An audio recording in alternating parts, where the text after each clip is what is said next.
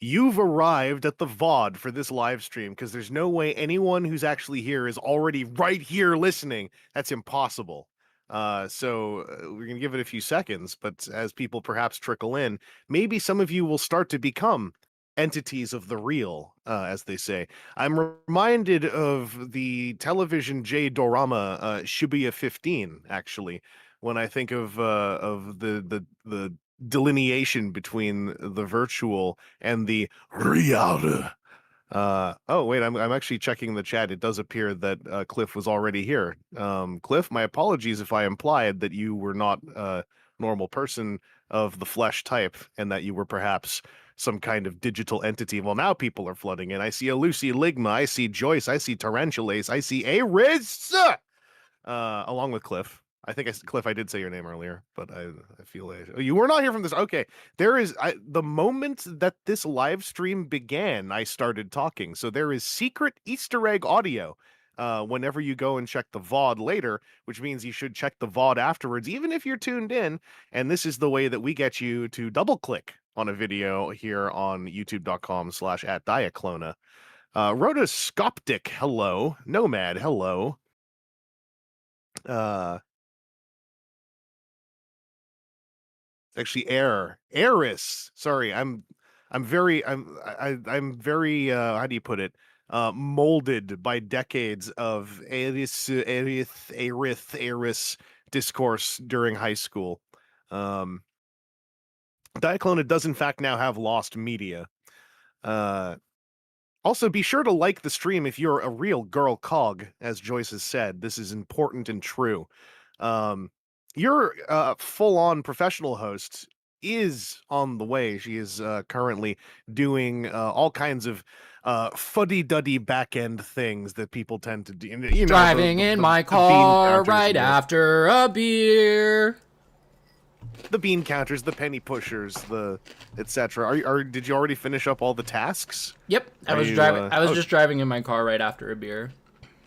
Oh, okay. That's what happens sometimes. Now I'm gonna go do the tasks myself, because it's how I roll here.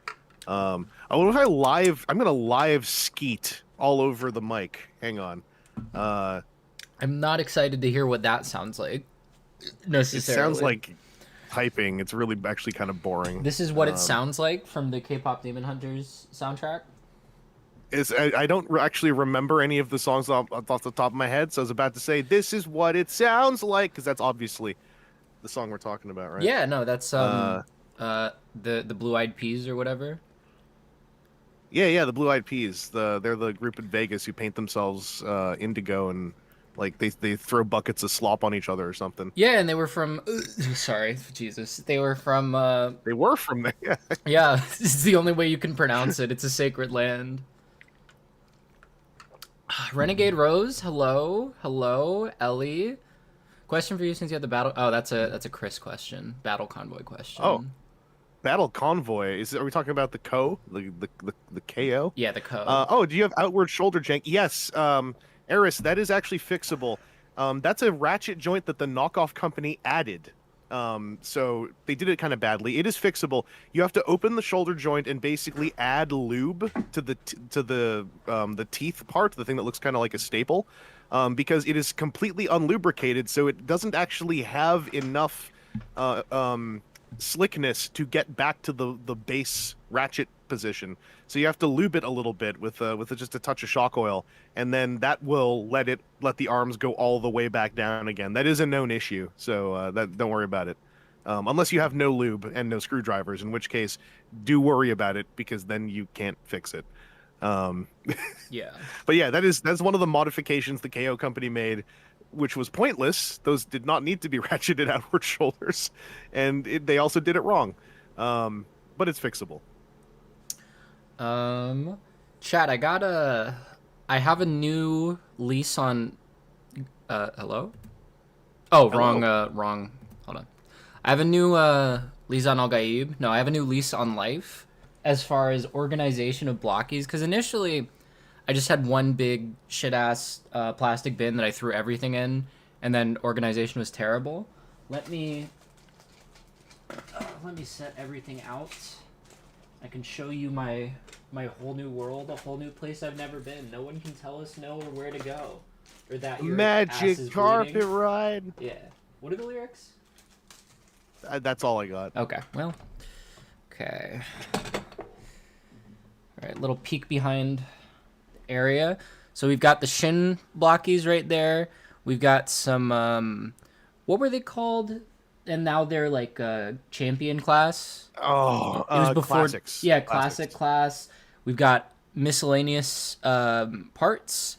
We've got guns. We've got all the chase figure parts. Fuck you. We've got all the hands in one bag. I have started putting. I have a bunch of old card sleeves, not sleeves, but like pages. So I'm putting all the little collector's cards in there, even though they are grossly undersized for it. And then melee weapons and miscellanea. Not to add potential busy work for no reason to your life. Yeah.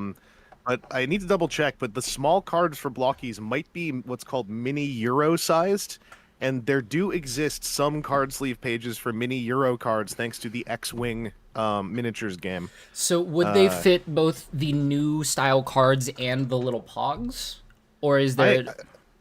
I am assuming the Pogs fit the dimensions of the new style cards because I don't have either of them in front of me. Actually, yeah, I can literally check. What am I doing? Hold on.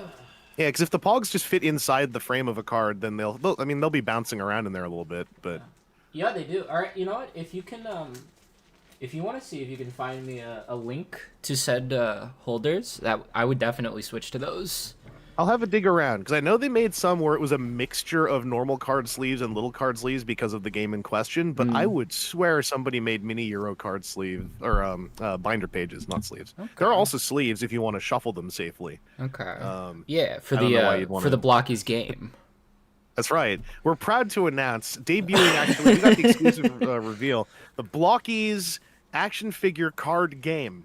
Now, what's real sick is we've already integrated NFTs because we like to ruin things immediately. Yeah. So, if you want some digital Blockies, Yeah, Blockies did not want to respond to my email asking about collaboration for just their normal products, but they did want me to announce this on stream to 45 people. So, yeah, I mean, we don't understand the magic of marketing. That's why we're simply commoners who are subject to marketing.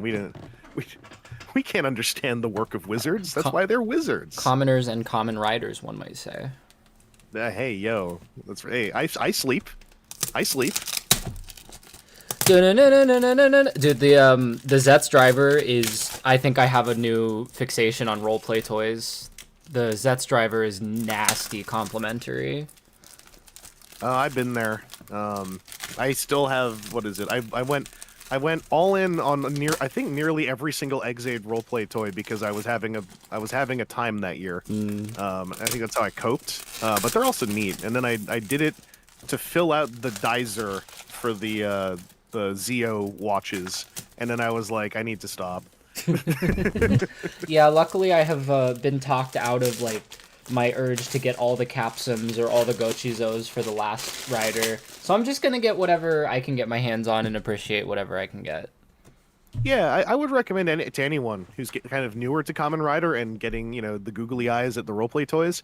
I would recommend you kind of like pick your favorite show and make that the one you do, and don't feel the need to do it while the show's on the air necessarily. Because sometimes the folks who do keep up with every single show eventually have 18 years worth of roleplay toys that they can't live with anymore. And you can get some deals sometimes on some lots. Yeah, I personally very much want because I'm about 31 episodes into Kabuto right now, and as much as I find Tendo to be an unbelievably unlikable primary rider, it might be my favorite show so far. And it was a very high budget show for the time. Yeah, it looks it. The cinematography and the spicy. the cinematography and the Kamen Riders, they look fucking incredible. It feels like you ever hear that bit about this could be aired on HBO without editing? That was literally Kamen Rider Gaim. That is a meme about Kamen Rider. Okay, Gaim. yeah. Someone who was dead serious. There's this meme quote. I always get the words wrong about how like Gaim they could basically just show Gaim on HBO Max. It's so good for adults. I kind of feel that way about Gav, honestly. Like, it is goofy, but it's kind of ironic that it's the fruit show and the candy show. Maybe they should just keep doing food shows, but Foods. they get progressively specific. So eventually, you just have Kamen Rider presents Subway presents Kamen Rider Sabu or Oh, whatever. Can you imagine? and then they think like, hey, it's been enough years. Maybe we pull in Subway Jared for a cameo, and then the Oh whole thing just no, no, implodes. no. First of all, I won't okay, can I have a crazy okay, first of all, thank you to Ryan. Welcome to Discord entry. If you have issues getting into the Discord, I'm sorry, just message me. It should let you right in. It should give you the thing. I see we have Dumb Jake and JCC in chat as well. Hello gamers. What's up with people having J in their names? I imagine it was the names they were given. I So it's guess. probably like a generational situation. Oh Yeah, my god, also Shiog, hello. We just need Banana in here and it'll be all Abby's first. Oh, actually, can I throw a few shout outs? I see Jackie Yeah. was saying that they're now discovering I am real. So yeah, I can confirm despite my best efforts. Sammy misspelled my name as Vagilus, but I did catch that Sammy's saying I'm all caught up on Zets and it's so good. So hell yeah. And Eris, thank you for saying that you're glad I'm feeling better. Where is Banana? I've been wondering because Banana keeps commenting on the VODs. What do you mean I missed it by 5 minutes? It's been like the same comment every time. Starting to think he might not have missed it by 5 minutes because Fix your notifs, Banana. Fix your notifs. Yeah. You're clearly 5 minutes off. All right.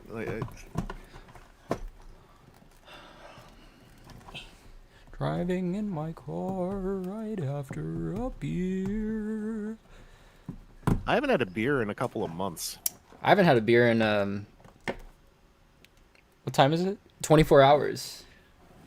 Hey, that's like a full day. That's a calendar day. It is a calendar Um, day.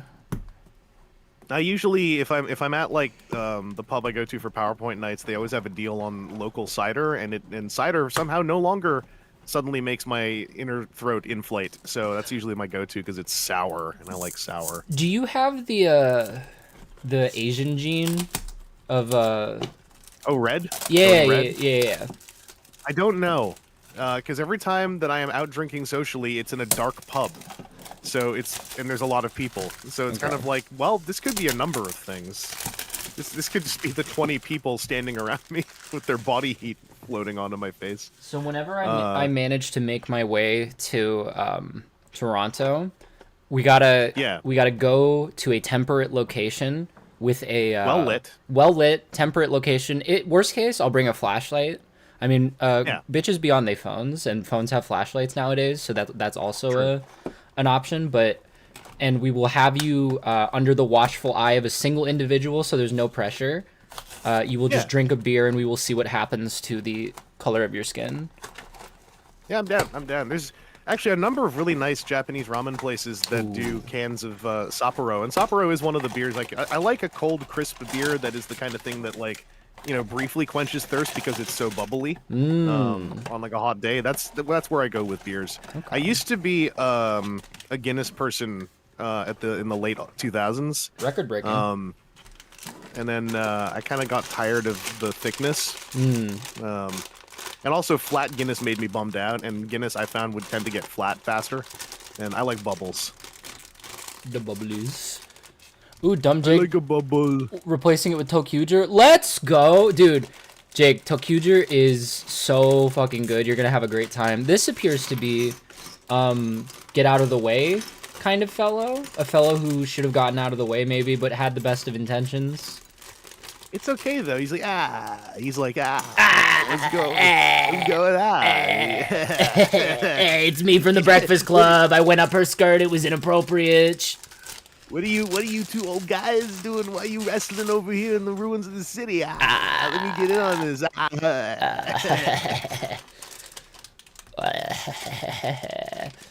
Dang, we're just wrecking his reputation. Nah, it's okay. I mean, he kind of did it to himself. Ooh, did you know that True. these are not actually like toxic? That Oh, apparently it's just because it's a choking hazard. I was told this. I don't know if yeah. it's factual. Only one way to find out. No. I have witnessed a classmate in high school eat 2 silica gel packets and survive. granted, everyone was going like, none of us asked you to do this. None of us feel that you're proving anything. You know the personality type where someone is like, they're clearly a little insecure, and the way they deal with that is going like, I'm going to do the thing you want me to do, and you're like, none of us asked you to do it. It's like, no, but I know you're thinking it. Look at me. You're kind of like, we could just like talk about video games or something. It's a Rick and Morty character. Silica can mess with, like much like grass. Yeah, well, much like grass, silica can mess with your teeth. Like, don't actually, don't prove things by eating silica gel, because much like many things, like you could eat probably a small amount of plastic. Yeah. As we do survive, every day. but you wouldn't. Yeah, you probably wouldn't feel great though, because it's still plastic. Yeah. Like you won't have gains, and yeah, JC is mentioning silica gel absorbs moisture. It can cause problems because we're like made of water, and yeah, if you just eat a bunch of silica gel, don't drink any water, like your stomach might shrivel into a raisin, and that's not how we're supposed to live. Yeah, if you eat silica gel, immediately down a 6-pack of brewskis. It's the only way to survive. A little known fact: silica gel and beer. If you put them together just the right way, they actually taste kind of like grapes. They taste like dude, if you smoke the end of this stick, it's kind of like a cigarette, bro. If you light this twig on fire and suck on it a lot, you're gonna look like a badass. Dude, you're gonna be. It gets you high. Science says it doesn't, but bro, I felt it. That shit gets you high. The number of freaking teenagers who it turns out just didn't know that if you just inhale on a thing deeply a lot, you just get oxygen deprivation. I feel lightheaded. It's working. It's working. Dude, just do whippets at least. Like, at least lose some brain cells. Kids in my class would snort Smarties. One of my former roommates snorted a line of salt once. I was like, "What's wrong with you?" Bad idea. Yeah, it was fucking disgusting. And there's also, not to be judgmental, right? Like, I try to be a person of the people here, but like, there's not even like a draw, right? There's not some kind of like made up draw. Like, what would be sick is if I just stuffed salt up my nose. Like, nothing about salt makes me think like I want it up my nose, like. Yeah, I think it's the same personality type you were describing, and honestly, I think we all have moments of succumbing to that personality type, but the difference for me is that now I can be like, hey, if you guys send 20 gifted subs, I'll show my toes again. I was just saying on my friend's, sadly no VOD of it, extra live stream yesterday, because the subject of Garfing came up again, because that was about a year ago that I brought that up on his extra live stream. And I did say, like, hey, listen, sometimes, I maybe once upon a time would have been a little more buttoned up, but, like, I'm starting to hang around folks, like, live from Diaclona. It's making me a lot more, just cocksure and confident to go, like, I thought Garfing would be a great word, and I looked it up. And it turns out someone already invented it, and I'm over it. But, I'm not mad about it. Not even a little bit mad about it. Well, okay, to be fair, I got a little bit mad again, because then someone was like, oh, I thought it was something about Garfield, and I slammed my hand on the table, and I was like, that's what I was trying to do a year ago. And then it turns out that some scumbags were like, ooh, what if you goon barf? And it's like, hey, so you get that, or we could be talking about Jim Davis's Garfield. Anyway, I'm not mad. I can tell. I had speaking of Jim Davis's Garfield, I had a supremely embarrassing moment on in the Diaclona Discord, which Samantha, no, but on the Diaclona, I gotta stop doing that. On the Diaclona Discord, looking for my clicker, I don't have one. No, don't do that. She will piss herself. Diaclona Discord, we had a movie night last night. We watched Danny Smoke in Furryland. It was an interesting time, but I started sharing the screen, and then that thing where like you start doom scrolling Big Bad Toy Store or other such places to look for deals just for fun. Oh yeah. So I forgot that I was still screen sharing, and I saw Predaking, but then I clicked on something else, and I was like, so what do you guys think of the Predaking? And then they went, lie, that's not what you're looking at. And I looked over and I realized I had up the Boss Fight Studios Garfield action figures. Oh, you mean spiritual Predaking 2? Yeah. Yeah, Predaking 2. Predaking 2 in spirit. Now, I've been on some collectible card games this year, and it's been that's a worse place for set like 4 a.m. I'm gonna go see if there's some deals, because then you'll see like a $120 card, and then suddenly a website has in a moderately played copy for $80, and you're like, what a great deal! And then you're sitting there going like, wait, hold on a second, do I need this card? What's the relevance of this card to my playstyle? Yeah, it's the I think that's kind of like the you familiar with like the Overton window? Yeah. It's like, because I hear that used in terms of like, oh, people blow out their Overton window jacking off to weirder and weirder things, and now they can't enjoy like normal porn. I feel like you, as a collector, you blow out your Overton window for value, where it gets to the point where like you switch to a different headspace when you're browsing third-party Transformers, and you're like, whoa, only $120? That's we're kind of cooking with that deal. I've been there, yeah. I tried to reprogram my brain a bit to have that reaction, but disconnect the part where I'm like, and I should buy it. Yeah. Like that's been one of my big when I start going on about like, collector mindset, how to survive nowadays, especially, like a big part of it is separating I should buy it from a lot of different reactions we naturally have. Like I've gone on about this before, but like I think it's really important to be able to think something looks cool without I also should own it, so that in part you then also don't go like, oh, I can't own it. Now I got to figure out why I hate it, because like that's also, I think, just messy brain works. Samantha asking if I like Boglins. I have an inherited Boglin back out west that my brother had. So I think Boglins are cool. They're too dangerous to collect for me because they're all made of rubber from the 80s, so you have to make sure they're upkept and lubricated.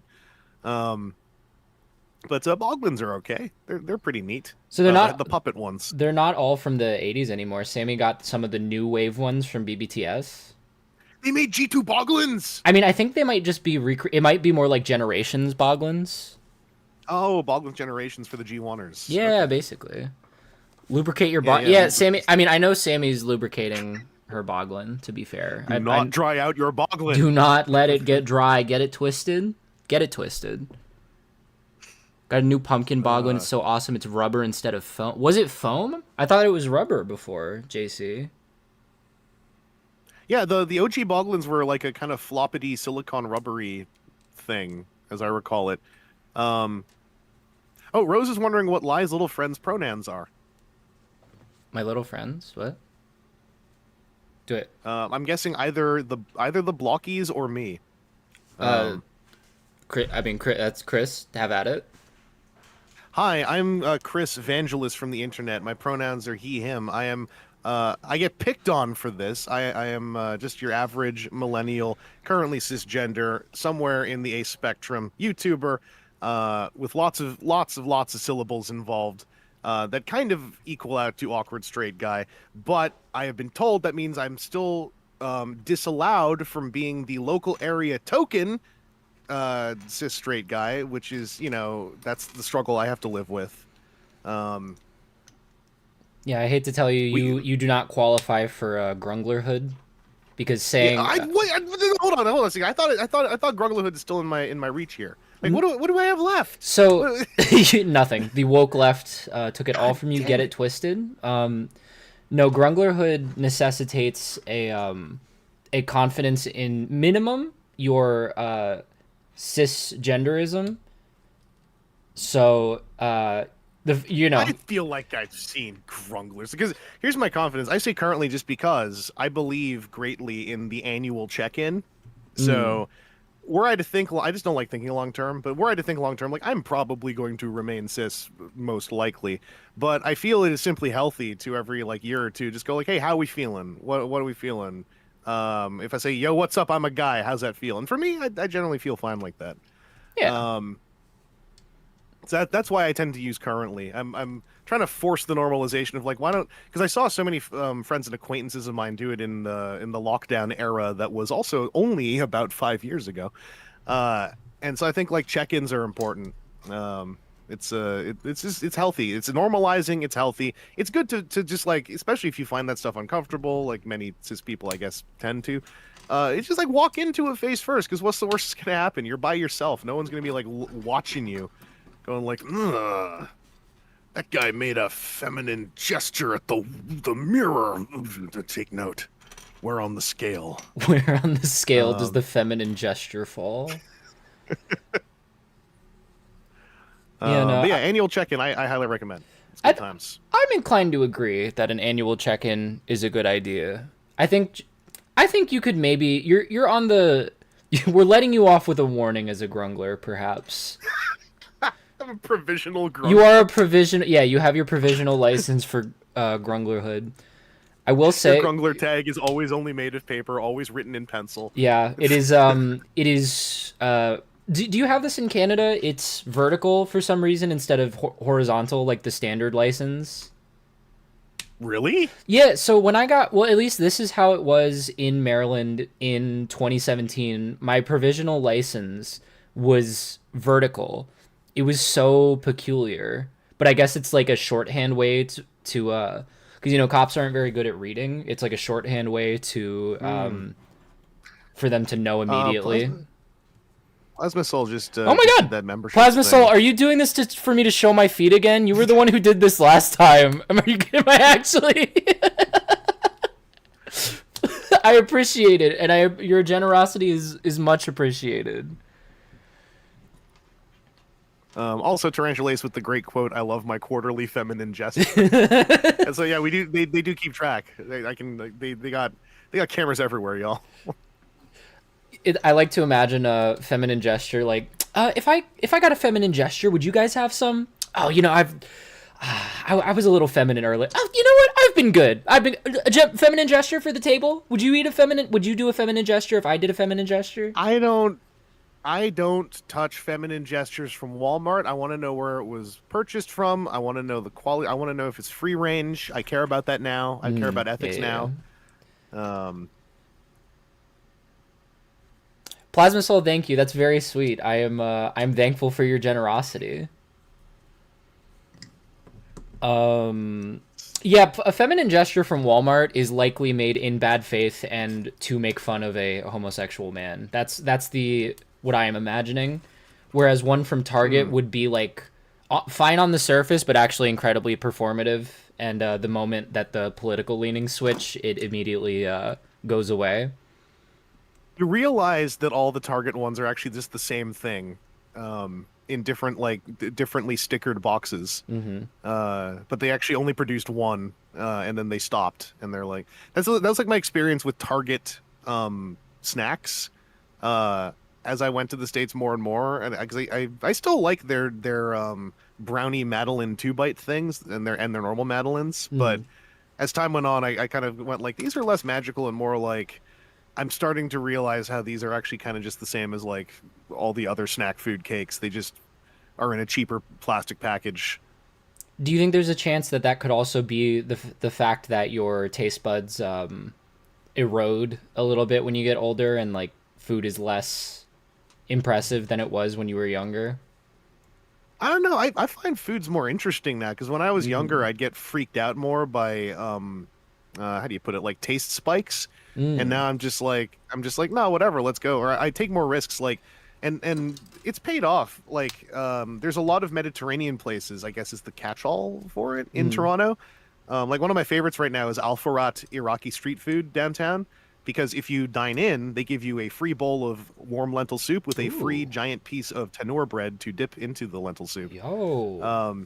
And I usually get a wrap there or something, and often the wraps are like, oh, what do you want on it? Or there's another place called Dasimar near one of the card game places I go to, and I'll get like a wrap there, or beef kebab or chicken shawarma, and they're like, oh, what do you want on it? And I just say like, I'll take everything. And there's stuff like, pickled radish, lettuce, coleslaw, things I don't entirely know what they are. All I do is when they say, do you want spicy? I say just a little bit. But accept that stuff into your life, I would say, at least once. Give it a try, because like I don't hate pickles, but pickles on savory is still not something I always like run towards. But when they load up my meat wrap with like a bunch of sliced gherkin pickles and sliced pickled, I think, radishes, the pink ones, that flavor profile actually kind of pops off, especially with like the garlic paste that they put on it. Oh man, that sounds good. And I also real quick, feminine gesture from Walmart is Jimmy Kimmel acting gay for a bit. You're 100% correct. Additionally, Banquet of the Leviathan, saying that your senses don't weaken as you age. Have you heard of prescription glasses? They definitely do. Pickles do not get enough calories. I mean, that's why they're perfect for T-girls, though, because You we just all gotta put need more butter on your pickles. Yeah, I like pickles, pickle Just take a lighter. nice. If you want more calories with your pickles, just take a nice big bite out of a stick of butter as you go. Dude, and you'll be unironically, getting up there. my uncle when he was little used to eat butter like it was chocolate out of the fridge. Dear. Yeah, no, he turned out So- fine. My mom is not like that, but my mom does have a thing that she had since she was a child, and her relatives would call her out on it. She likes her butter to be ice cold in little brick slices on hot toast, and she does not want it to melt. She wants to be able to chew on it. That's interesting. Yeah, I don't get it, but there are folks who do like that creamy bite, I guess. Ugh. Oh, you pulled the Hot Rod trading card with the... Yeah, it's again, use it now. Use my link in bio to the Patreon. Samantha. So I gotta stop. It's such a. I feel like I'm doing a rider power up whenever I do it too. I'm about to. I mean, Geets did that a lot. He hit you with the get out foxed or whatever, type shit. Yeah, and the little like womp thing with his hand. Yeah. I did it and no one can see it, but I had to make a noise. I mean the Aki thing. Yeah. You a Chainsaw By the Man way, head? No, I just have lots of friends who like Chainsaw Okay. Man. Yeah. I haven't made time for it yet. Reasonable. Those are the kind of things just fire off all of a sudden. Like I very suddenly watched all of Gundam Witch for Mercury, like the other month, and I felt better for it. And then it was kind of funny because I was like, oh yeah, I waited a year on this one. And it's like, no, you waited 2 or 3 years on this one. There's just so much shit to by the way, watch. I like the show a lot. Yeah. That's why, like, if I haven't seen something, it more often than not, it's not coming from a place of like, I don't think it's worth it's on my list because of XYZ. It's usually just like, I let urges dictate what I watch most of the time. Also, yeah, Witch of Mercury, fucker. the very first Gundam show I watched all the way through. With the classic quote, "Oh fucker," as like a leg flies off a character in episode 12. Spoilers, dude. I haven't watched it yet. Come on. Oh damn, sorry. It wasn't "Oh fucker." It was Kisama was actually the line. Who's that? That's one of the characters, Kisama Tachi. He's actually several people. That's a little spoiler, but it's not as important as it sounds. Okay, interesting. I hope it's not a disrespectful portrayal of DID. No, I'm more so thinking of like X-Men's The Multiple Man Mathematics. Oh, the man who is multiple. He was going to be played by James Franco, and then James Franco sadly passed away. Yeah, it's weird. He actually got hung on the noose in that weird Western movie. Yeah, and they actually killed. You notice that story happens all the time. Like they're like, yeah, I actually they did hang me for real. I feel like it's happened to like half a dozen people. Yeah, there's a lot about filmmaking in general. That's just a statement itself. But I think as I have gotten older, one of the most key things to me about films I really like is and it's not always necessary, but one of my favorite things is if I feel like everyone on set is having a good time and I can detect that in the production. That's what I really enjoy. And then sometimes you kind of get this vibe of like, well, they're putting on a good show here. I wonder if they had fun doing it. And it's like you find out, like, yeah, no, they actually tightened the noose on me. They just counted down 23 seconds, not 24, so I'd survive. And can I say this? Is this a thing from the movie? Did he catch a Sharktacon when he was fish? Okay, so this is just like a neat little Blockies original because I fuck with this heavily. He actually caught a hyper realistic fish. Oh shit! Like with bloody eyes, and it had Sonic.exe written on it. Actually, it just had Oh, I was gonna say I almost said James Franco's face. I don't know why. James Franco's face on it. Yeah, in 1986, it's really weird. They had 2025 James Franco's face on that fish. It's messed up. It's so twisted. But no, I was talking to a friend the other day about how, like, was it John Carpenter was just like, I kind of want to make The Thing too. And I was like, I would watch that because John Carpenter seems like the kind of person who would only make a movie to go and have a fun time making a movie with some people and then go back to playing video games. It's why like there's a number of kind of weak Kevin Smith movies that I still have gotten enjoyment out of because there was this vibe of like, well, everyone seemed to be having fun. Yeah, And like that's the only defense I have for like all Adam Sandler movies because I find his style of comedy detestable and unfunny. But like he's clearly just trying to make his friends famous and make a lot of money doing it. yeah, there's to me motivation means a lot. Even with weaker media, if there's like an eagerness or like clearly everyone's having a good time, something about that is very valuable to me. You have good in your heart from all that Kamen Rider you watched. Yeah. I mean, it's formative. I'm full of justice. It's just brimming out. Sometimes when I drink too much water, the justice starts leaking out of me, and I make sure to collect it. I can detect if it's justice. You know? Well, you just use the silica gel. You just eat some silica gel to counterbalance. Yeah. I get it in there, I squish it up a little bit into a gel packet, put it in a pill case, and every now and then, if I'm feeling evil, just like, well, time to have one of these. Yeah. Yeah. I genuinely like. I've never.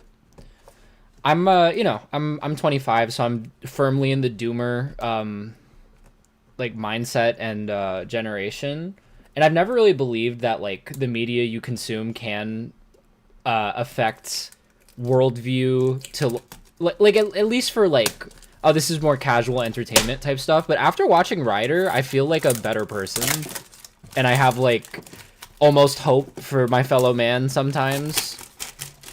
Yeah, it's like this is a bit of a corny statement, but like I do believe that like children's tokusatsu has this very at its best has this really boiled down essence of like cornball in the best way. Like, what if though intent could change the world? Yeah. And like there's something about that, the live action element, and the fact it is ostensibly meant for kids to watch first and foremost, that like has this incredibly cleansing innocence to it that like my favorite manifestation of it metaphorically is when Japan got hit with the tsunami in 2011 2012 era, and then there was just so much fan art of Kamen Rider O's, like this classic fan art of O's reaching out into rubble to pull someone out of the rubble from the trapped person's POV, and I was like, what's wild is that could actually happen. Is someone like could have been, hey, what if they had been filming a fight scene somewhere, and then you're a kid who got trapped in a house that collapsed, and the suit actor happened to be the person who found you and saved you, and then like like this, I don't know, something really wholesome about it. And then like when there was fundraising happen, I think I told you about this before. When there's fundraising happening for tsunami damages, there were a group of people who just went around in Kamen Rider costumes collecting fundraising. Yeah. And like it's like, yeah, these are your heroes. They're real because they can exist in the real world, for the kids, right? And they're out here trying to fix everything. And there's something about that that's really wholesome. Even amidst like, obviously this week, it's really been a moment for people who didn't know that the Japanese entertainment industry is brutal. And, that agencies hold tyrannical levels of power over people's lives. And usually that happened, like, another easy example of this is like that one actor who got found with like a weed cigarette or something, and his agency made, I think it was who makes the Yakuza games? Is it Sega? I do not remember. Because it's not Yakuza, it's the other one, the other series with the lawyer. And Phoenix there was this Wright? actor who, not Phoenix Wright. It's the hyper realistic Phoenix Wright series. Oh, Phoenix.exe. Yeah. And so this actor whose agency basically said, like, your career is over and you will disappear from the public eye forever now. And you're going to write a statement saying so. The company that made the game, Judge Eyes, thank you, Abby. They, like, excised the guy from the game, recast him, and had to remodel a new character and re-implement that character model into the game to replace him, as though he never existed. So agency, like, and this all bleeds into things like idol culture as well. Like, there is some horrific stuff that anyone who is in Japanese entertainment has to navigate in their early years. And that's why I think people like the guy who played Kamen Rider Agito, guy who played Shoichi, whose name escapes me at the moment, like posted a fairly lengthy statement on socials of like, basically back in my day, agencies were very hands-on with younger talent to guide them and navigate them through these kind of treacherous waters. And it feels like nowadays agencies just let people flounder and fail and die, basically. Mm. And that's not how it should be. So yeah, it's messed up. Yeah, it just Um, it reeks of just puritanical bullshit, honestly. Because like in what the she case of the she I mean I know yeah, that she was underage drinking, but like by I like mean 3 months, are you fucking kidding me? Also, okay, maybe 5 months. what's But the legal drinking? How old is she and what is the legal drinking age in? she's 19, and the legal drinking age in Japan, I believe, is 20 because that's when you turn Hitachi. Brother, Um, that's fucking the backstory on ridiculous. her, the backstory I'm aware of that is like not to say like, oh, this will explain everything, but like she's half Filipino. Um, Same. and a tabloid has basically been pursuing her entire career for being half Filipino, and just going like she sleeps with her cat with her fellow cast members. She this, she that. So the moment they had something, like she has been hounded by a tabloid for her entire career. And so this incident was that tabloid just like going nuclear level. We finally got her, and hurling that at the talent agency, who went like, well, because we're a talent agency and we're inhuman, we will simply cut her loose and end her career. And the nature of how people get hired for work in acting jobs like that in Japan means, and by the way, I don't love Toei, so this is not me going like, leave Toei alone, but they are probably the lowest priority target, because them doing this horrifically fast excising of her from the show she's been in all year is very much likely a demand being made by the talent agency along the terms of the contract that is made for using their talent in your show, kind of thing. So there was a Blue Sky post going around. I saw it while I was like half asleep. Someone had like basically went like, this is the talent agency and this is the tabloid. They're the ones to hurl your rage at if you really want to. And also, by all means, just like slap Toei around anyway, because like they are a very slappable company, so whatever. But in this specific case, like the talent agency and the tabloid that has been hounding her are the primary targets if you do need to output your emotions like a fist into a mouth or two. But yeah, the sloppy edit, like there was someone in my mutuals who had made a point, which is like Toei still hired her for the job knowing she is half Filipino. So they're most likely just a corpo acting at the whim of a talent agency in this case, which is nothing to be proud of. But that talent agency, and then even more so that the tabloid is the monster, in my opinion, in this situation, if I were to pick one out. But why pick one? There can be two. There can even be 2.5. Yeah, no, that's so fucked up. Yeah. And, you know, Japan has a lot of very... I'm not like it's not the whole population, but Japan has a very xenophobic element to its populace and to its politics. And so, you know, a half Filipino Japanese actor, that's an easy target. And, you know, I won't go too deep into the doomsaying thing here, but it's like, bear in mind who the current leadership of Japan is, right? Like who just got elected in as prime minister, etc. So yeah, that's why even like in all things, you gotta prioritize yourself and your comfort first and foremost. But also, you know, don't lose sight of the good things you get from that stuff. Like we were saying, that's kind of at the lead into this. There's a lot of the nature of Tokusatsu itself, and also Tokusatsu that Toei doesn't make even, but also some of theirs. Like there's a lot of just like inherent, delightfully cornball hopefulness to it, and I think a lot of that is on the back of how those characters, even in suit, can in a way exist with you in the world you're in. I think there's some power to that. I forgot Metroplex was in this Blockies set. Yeah. So I was like, what on earth are you putting together here? Yeah, no, this was one of the ones I'm most excited for. Because I'm so fed up and tired of big scale Titans. So having a pocket-sized Metroplex is ideal for me. Also, the Optimus is so oversized for him. Yeah, that's still too big. That should be a rice grain.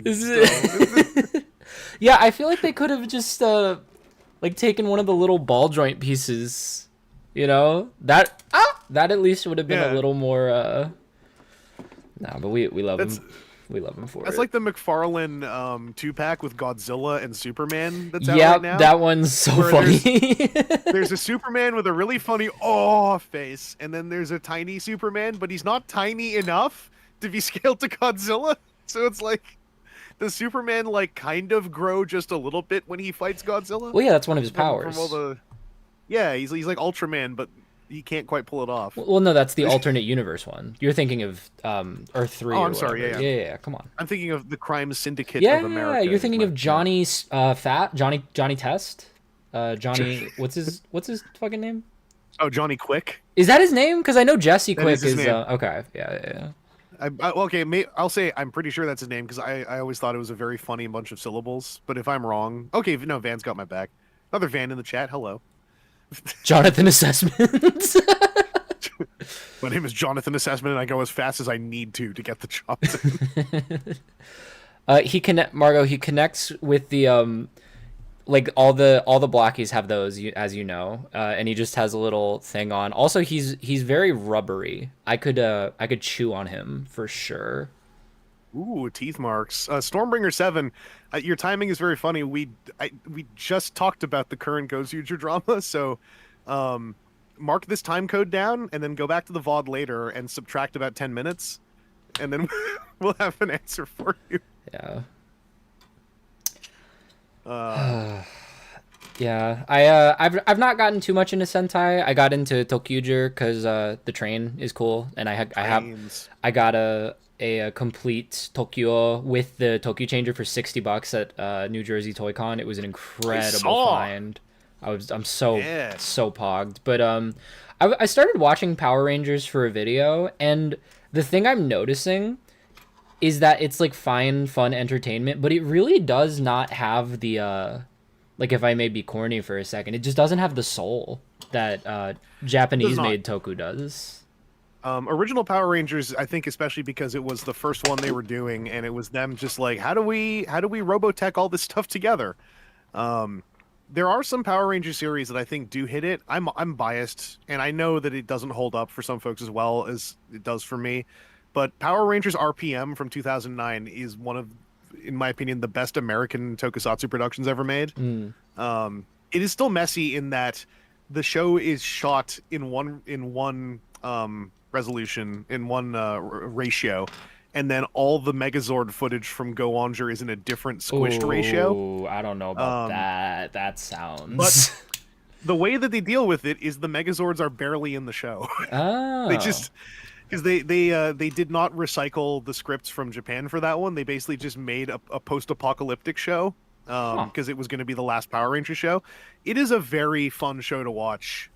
They are trying really hard. Multiple members of that cast actually went on to have pretty interesting careers. RPM often gets a little overhyped because it was one that deviated so hard and tried so hard. But if you can just avoid looking at the overhype, like I do think it is really fun to watch. 2009 was this amazing year where we had Power Rangers RPM and Kamen Rider Dragon Knight airing at the same time, and both shows are like pretty solid American tokusatsu that deviate incredibly from their source material for their suits. Like Kamen Rider Dragon Knight, at first, a lot of us were sort of assuming like, oh, it's going to probably follow the Ryuki pattern because they need to use the Ryuki footage. And then they eliminate a character who is through the entirety of Ryuki, like in the early half of Dragon Knight. And it's like, oh, so that suit's just not showing up. What are you going to do now? Wait, how's this going to work? And Dragon Knight is also a very fun show. They're both very flawed in their own ways, but they are trying so hard that if you can detect that eagerness and get something out of it, it's super worth it. Yeah, I've heard the general consensus for Ranger fans is that Power Rangers is at its best when it is not just recreating the Sentai that it was based off, like shot for shot, and that it would do good to basically just have its own identity at this point. Oh yeah, like if Power Rangers is going to continue, it needs to just follow all the mythos that I think keeps people locked into Power Rangers outside of the stuff that is provided by Super Sentai is interesting mythos that like doesn't need Super Sentai to exist anymore. Whereas so like stuff like RPM, one thing that really made it work is that Go Onger is a very goofy season where all the mecha are these giant vehicles with googly anime eyes that talk. And so fusing that with a post-apocalyptic setting is incredibly interesting at its outset. And it's just a fun show. It's full of New Zealanders trying to hide their New Zealand accents as well, which I think is really cute. Hell yeah. Because they shot the thing in New Zealand, but it's taking place in a domed city in a desert wasteland. So they're trying to make it American. So it's really cute. RPM has on-screen character death, which really took me aback in 2009. Granted, I was like, I was of an early enough internet age where I was like, they killed someone in a TV show for kids. You could air this on HBO unedited. I could put this on HBO and adults would like it. But it is done, like, the two character deaths I'm thinking of are also done in a very, like, a fairly respectful, like, Batman origin kind of way. They were put in an alley and shot. Yeah, and all their pearls fell down. Yeah. And then Batman monologues about his mother's breast or whatever. Yeah, I suckled milk from that. And I will never suckle milk from it again. I suckled milk from it, and now I'm suckling blood from it. Weird. It was awesome. I don't know why I'm doing this. I don't know why I'm doing this. I'm so thirsty. All the stress has made me thirsty, and I just had my daily allotment of what's it called? Silica gel. I almost called it indica gel. The indica gel is for later on once you've advanced past the silica gel. No, indica gel is for when you no longer work for Toei, apparently. Yeah, true. Sammy, correct me if I'm wrong. Didn't Power Rangers season Galaxy Fury not use Super Sentai for the suit? Yeah, the final series, the like whatever the final series was much more fully original, and like that had like, I don't think this is a spoiler anymore, but like, it had elements like they made a new Lord Zed suit to appear in it and stuff. So they were really doing their own thing in that final season. I never watched the full thing. I just looked in on it now and then. I thought it was kind of cool. The suits were kind of goofy because the suits had this American element that the action figures have had for years, where they added sculpted musculature to them a little bit because that's American superhero-dom. But then, we're watching Zets, and he just friggin' muscle growth for that YouTube channel or whatever stuff constantly. He is so weirdly buff. Like, it's kind of, it's making me a little uncomfortable seeing his veins all the time. I love how they pulse constantly. It's so weird. It's so messed up and weird. I love when he does a Bigfoot. That's always epic. And if you want to see a Bigfoot, $25. Dang. I wasn't expecting the ad copy, but true. Proven science. Yeah, I mean, it worked last time. People wanted to know where the Triptychon Blocky is to complement Metroplex. Well, speaking as a Blockies representative, we're proud to announce that we're working on it. Presumably Wave 9. Presumably. Maybe once they invent women, I'm assuming they need Furman on on task with that too. You can't invent women without a British man. Yeah. It's in the Bible. Or a Canadian man, like when Anakin Skywalker invented the idea of a transgender person that one time. Do you remember this?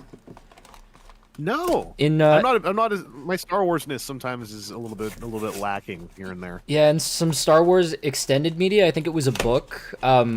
There was a clone trooper who was transgender, and Anakin was like, "Wow, you're like a," and transgender stood for something, like it was a clever like pun or something. It meant something additional, but he was like, "Maybe you should call it this," and they were like, "Yes, Anakin, yes, we should. You've transcended gender. Thank you, Sammy. Yes." Oh, I get. Sorry, that's also there's an Ultraman character who has a similar quote. Oh, let's go. There's a character called, I believe, Ultraman Justice, who just has a female voice actor, but the Ultraman grunts are still male. And the explanation why, because Ultraman Justice, I believe, possesses a female host, and Ultraman Justice has some wild quote, because Ultraman Justice is also just a bit of a wild character, if I recall correctly, where they're like, on the matter of gender, I transcend the nature of gender to instead simply focus on the nature of justice or something like that. Damn, that's based. So Ultraman Justice is kind of badass. So I'm unfamiliar with Ultraman. Is he like a parasite? Is he like Venom? He possesses people? So the Ultras, as their race is called, they are beings of light, and when they come to other planets, they can sort of manifest. They can down manifest into a light form that then sort of Venom integrates with a host, but not in the goopy way. Um, and the cool thing about Ultraman, as the years have gone on, is there's a lot more media now about what the Ultras do when they aren't merged with hosts. So there's like all these web series that take place on planet M47 or whatever, the planet of light, and you get to see like the Ultraman training academy, and that they are all just it's just a planet full of Ultramans who walk around like that. There are also Ultra women, there are Ultra babies that are in capsules, but they're tiny little Ultraman infants. There's Ultra children. And that's their whole society is you're born, you are raised to be a scientist or a warrior, and then you go to the Ultra Academy and you fight with your friends a lot in that way where you beat each other up and then you clasp hands afterwards and go, yeah. That's my favorite way to fight. Let's go. And it's just that Ultraman has a lot of really cool extended lore that is manifest in a lot of like often internet exclusive series they're mostly shot on sound stages with like green screen matte backgrounds for the Land of Light, but they're some of my favorite ones because they're the ones where they kind of go really hog wild with just digging into the back catalog, establishing that all of Ultraman is a handful of universes in a shared timeline, and the ones they were doing at the peak of the 2020s, the thing they did that I loved is they'd bring in obscure ultras, but whenever they showed up, it would then just cut to that ultra on a starry background doing a pose and having their name appear in giant letters. And I love that in Tokusatsu stuff, or just like corny action productions, where instead of having to worry about, oh, what's the Easter eggs, what's this, what's that, this guy will just walk in, and then it'll cut to the guy just doing a pose, and in the huge words like Ultraman Genus appears, and you're like, oh, I guess that's Ultraman Genus. I'll go look him up later.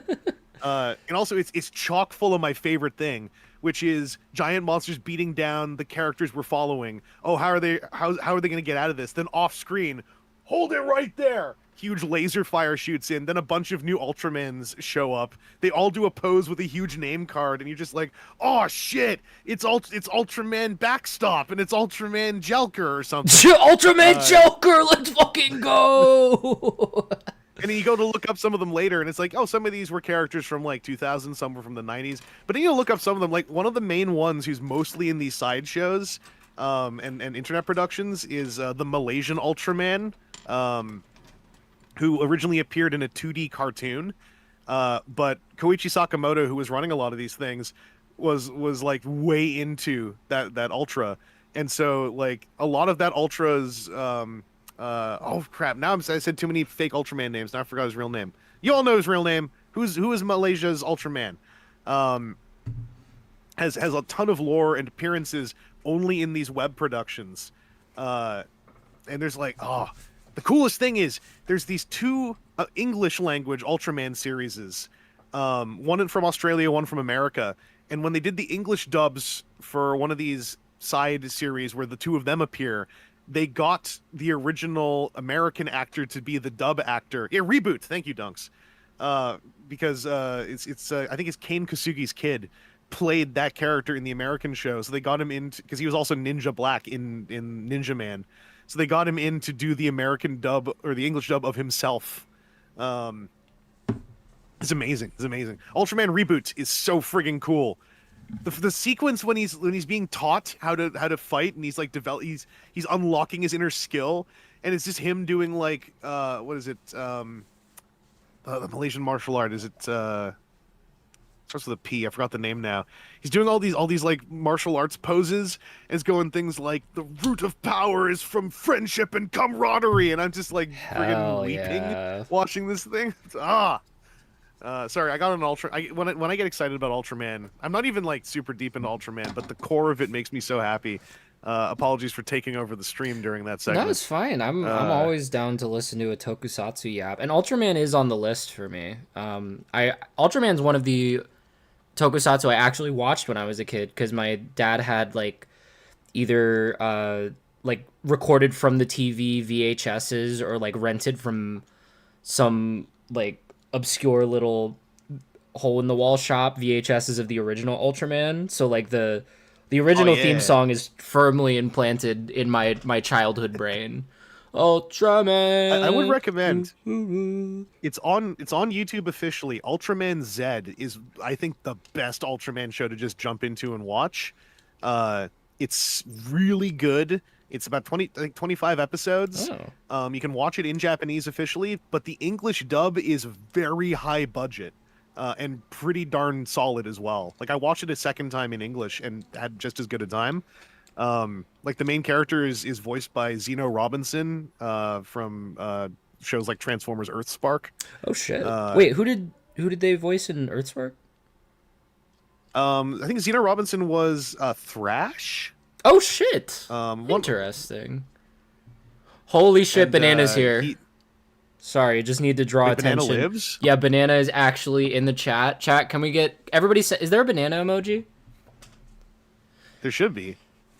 But yeah, you said Ultraman Z. Is that Ultraman Z or is it actually called Ultraman Z? It's spelled for the Americans. It's just spelled Ultraman Z, but everything in the show refers to him as Zed or Zet. Okay. It's where the phrase "Please chant my name" comes from, and not to get a little teary-eyed, isn't that in the Bible? But yeah, he's kind of like there's definitely some biblical elements to Ultraman. They go on crosses like Jesus did because it's pretty cool. I've seen those images. That shit always makes me laugh so hard. It's a crucifying Ultraman. Yeah, so that's what the Ultra Hunter does. But Ultraman Z was one of the first simulcasting tokusatsu series in North America because Super Aria did all this stuff first. And when Ultraman Z was simulcasting, this was during lockdowns, and the audience would be a mixture of Japanese fans, English-speaking fans, Chinese fans, tons of Malaysian fans, and we would fill the live chat, and it would just be all these different fandoms, all speaking to each other in all these different languages. But then the moment the theme song started, all of us, no matter our language, would start hammering the capital Z button. And just like filling the chat with the theme song lyrics, and it was like when we as humanity in the first world, at least, were at this period of like strange despair and isolation. We were like at least four different entire global communities had these 30-minute weekly moments of oneness in a little chat room watching Ultraman. And it was like this like bedrock for some of us. The show means a lot to me, but it's also a pretty cool show. That's really nice. I love stuff like that. I mean, obviously it's not a thing you can kind of engineer, but not at all. I feel like oddly enough, things equivalent to that are like the Pokemon Go summer or like Among Us during lockdown or Animal Crossing type stuff. I feel like there's very little stuff that is that culturally ubiquitous. And it always feels like, I don't know, you feel less alone when there's something that big that everyone has a commonality in. And Ultraman Z is also classic tokusatsu. So like you take those emotions and those despairs and you mix them together with these moments of connectivity, and then you top it off with the beautiful garnish of like, at the end of the day, we're also as four plus global communities popping off when like friggin' Zet like manages to fight his way out of a harsh scenario, and is friggin' using his Zestium beam, and it's bending against the monster's beam, and it's forming the letter Z, and then we're friggin' just erupting in the chat. Like the Zet's live chats, you know, tend to be more along the lines of your average toxic like live stream chat, I find. Like mine. Oh yeah, no, yours isn't toxic. Yours is what do you call it? Full of protein and nourishment. Yeah, like just like I keep wanting to call it indica. What is it? Oh yeah, indica gel. Yeah, indica gel. Silica. God damn it. Now I've forgotten the real. Okay, silica. Yeah. The letter Z point laughed. Why is Jackie picking on me? You're supposed to pick on Lai. Oh, don't worry. They did. Did it hurt your fingies getting... Oh, well, that's not really a pick on. Did it hurt your finger? Sorry, I read that and then thought of a mean reply. And then I interpreted that in my head as That's Jackie Oh, did it hurt picking my on fingers? me. I don't know. Fuck you. Did it No, it was no, it didn't hurt my fingers because I'm not a little bitch. Was what I was gonna Oh, say. okay. But I didn't say it, so you can't say anything mean to me, Jackie. I'll make it toxic. JC, no, I've met you in person. You can't be mean to me if I've met you in person. Oh, damn. I'm still a target. Better than being a Walmart. It's because I'm Canadian too. Oh no. Cooked. Oh, JC bought my my damn. I don't know if you saw it in the content creator server, but the damn synthetic human you inspired me to get all those years ago. Oh, I saw that. It made me start digging up my photos of the carb from back before lockdowns happened. Was pasting a few of those. Too bad I still need to pick up the femme-coded synthetic human they made. Oh yeah, with the like little the freak ass little Karen hairpiece. Yeah. Very upsetting to look at. I love how upsetting the synthetic humans are. Yeah. It's lost a little bit on the smaller ones because the bigger ones you can literally skin their faces. It's horrifying. And their eyeballs are posable. And then like I have one of the carb hunters, which are these like really limited ones they did that are supposed to be hunting down the carb, which is like the freaky monster one. And the carb hunters are like they have masks that just look like they skinned a person and put their face on to try to look more human. He's the Joker moment. Yeah, and it's like these like sort of like pale Michael Myers looking flesh masks they put on over their, synthetic human skull face. Jesus. Just for fun, fun for the whole family. This was so crazy. I basically helped raise a generation of kids, and I didn't get friggin' paid that well either because the millennial job market was collapsing already. Like, damn it. I think on the one hand you did raise us. On the other hand, you made me you made me irrationally enjoy Age of Extinction. So you've kind of I'm a good person. You've paid I'm a good person. You've paid your dividends. The piper has been paid for that one. Listen. If anyone ever wants to feel less guilt about enjoying Age of Extinction, I'm always here to support you. Because like, listen, we all can be real, right? Like, it's not a great movie, and it's full of horrible people. But of those 5 movies, I still would say it's the best one. I think it's the most entertaining one, but I think 1 is still the quote unquote best one. This is where like this is where everyone does say no. This is the why fuck me for is like I'm. Whenever I go back to the 07 one, I like the visual effects a lot, but then the actual movie I get more and more tired of, because it's trying to be a normal movie, and I'm like, I know the future though. I know where this goes. Just embrace your evil, honestly. Stop telling me, like, the Autobot arrival scene is a very emotionally made, very like powerful scene for a movie like that. The problem is that I'm like, yeah, but I know how the Autobots end up, and I know that, like, 2 of you, at least 2 of you are definitely, no, 3 of you are definitely dead, horribly, on screen, melted, and.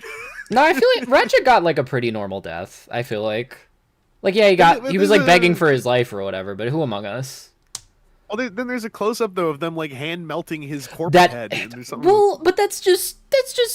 It's not like it's happening to him consciously. He's already not a person anymore. It's like what is it called? It's what's the Bernie one called when you burn yourself when you become Bernie Sanders after you die? What's it called? Burnification? Fucking melatonin. What's it called? Melatonin? What the fuck am I trying? What is it called? I'm drifting farther and farther from the shore here. Cremation! Thank you, Lee! Gee, what the hell? Something's wrong with me! That's not where I thought you were going when you said, when you turn into Bernie Sanders. No, because, like, you get burnt. He's burning. Whatever, dude. Did something happen to him? I didn't know. No, just it was word it was free word homophone association, burning, Bernie. Okay. Yeah, and then I couldn't remember what the word for there must be something in the air. It's the silica gel. I was like, I know Bernie's looking a little more wrinkly because he's aging as a human does, but like if it's because he was cremated and then self-resurrected on a biological level, like, all right, I get it. They burnt his ass alive for sure. This is so I think this is a very clean profile, very cool build. I'm not big on the the tails. He still has a tail? Yeah, can he hold it? He can. It's a connection. Yeah, he'll hold his tail. I'm gonna have him hold his tail, I think. I was gonna say, like, in robot mode, that's meant to be a mace. That's yeah. Mira. No judgment on our tail wearers out there. Yeah. Should they be out there? Like, you know, But like, live your life. make sure you can use it as a mace for your own protection. Yeah, it should also be weaponizable. Yeah, Marina Metroplex is great, but the little Optimus sucks balls, dude. It's just like a little piece of rubber, and it's ungodly oversized for him. It looks like a statue of Optimus that he's pulled out of the ground to throw at somebody. Yeah, War of the Monsters type combat. You can semi-transform Nah. He has a little bit of a... I hope they do it... Well, actually, they don't do alt modes for Galaxy version. What am I talking about? That's Defenders. I got the first box of Defenders in today. Partner and I are going to build that tomorrow. Oh, the OG first box? Yeah, but luckily so if I get chases, I don't care. I'm not going full completionist. I am going to get... There will be select boxes that I take, select boxes that Partner takes, and then we sell off the rest. It's the perfect crime. It's how things should be instead of this mental illness that I am afflicted with, where I need to have all the Galaxy version ones that aren't chases for some fucking reason. Like the little Galaxy Defender folks, like those chases are so layered that like you can't feasibly... That would have to be your main toy line to actually collect in proper completionism. Mm-hmm. So like it's fine to just have whatever you pull for that one, in my opinion. Because also I've seen the aftermarket on the chases. It's like $40 for one of the little guys. It's fucking crazy. The way their chases work is there's two characters who could be chases, and then there's a shiny paint chase that's normal, and then there's a chaser chase that has newly molded parts that's like one in more boxes. There's a what? There's a what chase, Chris? The chasier chase ones. You said chaser. I heard you. Oh, did I? Yeah. That's my favorite Kamen Rider. Wait, is there a rider named Chaser? Yeah, there's a guy called Chase who turns into Kamen Rider Chaser. Oh, wait, his name is Chase. Come on, man. Yeah, he's the one who has an accessory. I think I might have told you about this. He has a roleplay toy. It's the only toy from that line I bought because it's a little knuckle, but it has a little like barrel on it, and when you push the button, it's the way that it turns to gun mode is you push a button on it, and then this voice says gun. And I love it.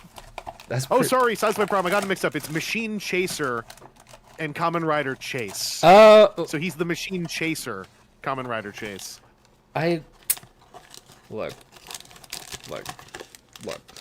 Look here. Listen here. I don't know. I didn't have a bit. Whatever. Fucking I love opening these because it's like it feels like a horror movie jump scare. Oh, because they explodes all over the table. I just meant because there could be shiny plastic in here, and it could trigger a crash out to end all crash outs. Not this time, though. It's another Insecticon. Heyo. What kind of name is that? Machine Chase? Well, he chases machines. Yeah, it's nominative determinism. Then explain Dick Van Dyke, dude. What was he up to? I don't know. Is he still alive, or is yeah, he a he's robot? he's still alive, and look up a picture of modern day Dick Van Dyke. He looks like a robot, right? No, he looks good. He looks like shockingly, upsettingly good. He definitely drinks the blood of children. Oh, he has a beard now. Yeah, he looks nasty. Parentheses, complimentary, close parentheses.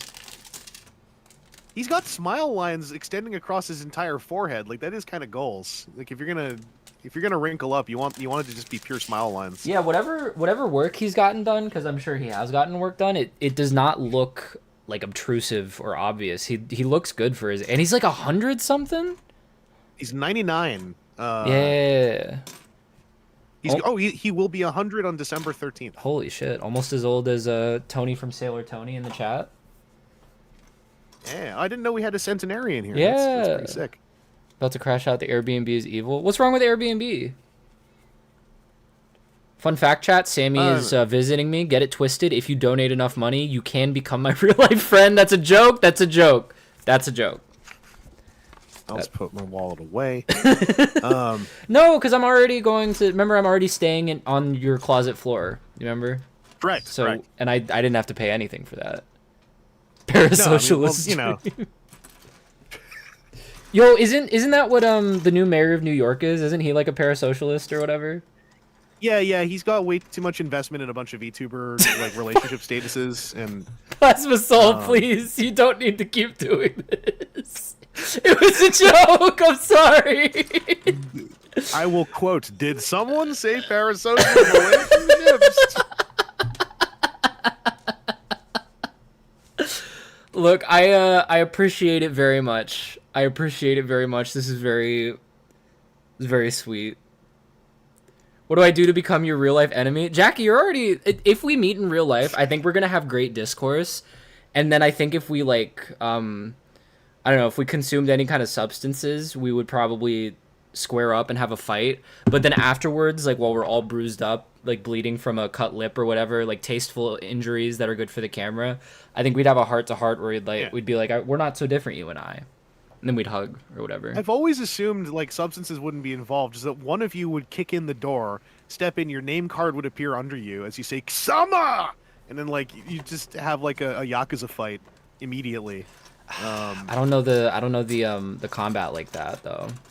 I'm not... You just have to be able to pick up a bicycle and bonk someone on the head with it. I feel like I would throw out my back if I did that. Like, I'm not weak, but I feel like if I was swinging a bicycle in a moment of fear... Lift with your knees, though. Lift with your knees. Well, yeah, well, lift with your legs, yeah. Not just the knees. Get it twisted, you need to use all of your legs.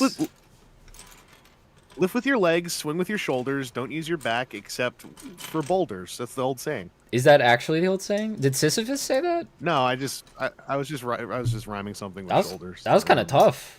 That was Hey, listen, brushing my shoulders off and looking real cool right now. Ah. Doing a little bit of a decade what does he do? Like the little, you know? Oh yeah, a little getting off my hands. Yeah. Marina's got a real good one. Marina's got a real good one there that just fired off. She has a full back tattoo of Beast Machines. So, like, I don't currently have one. I have been considering a Beast Machines tattoo.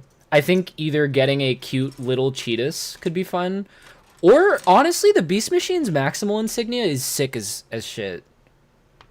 I think it's really cool. Oh yeah.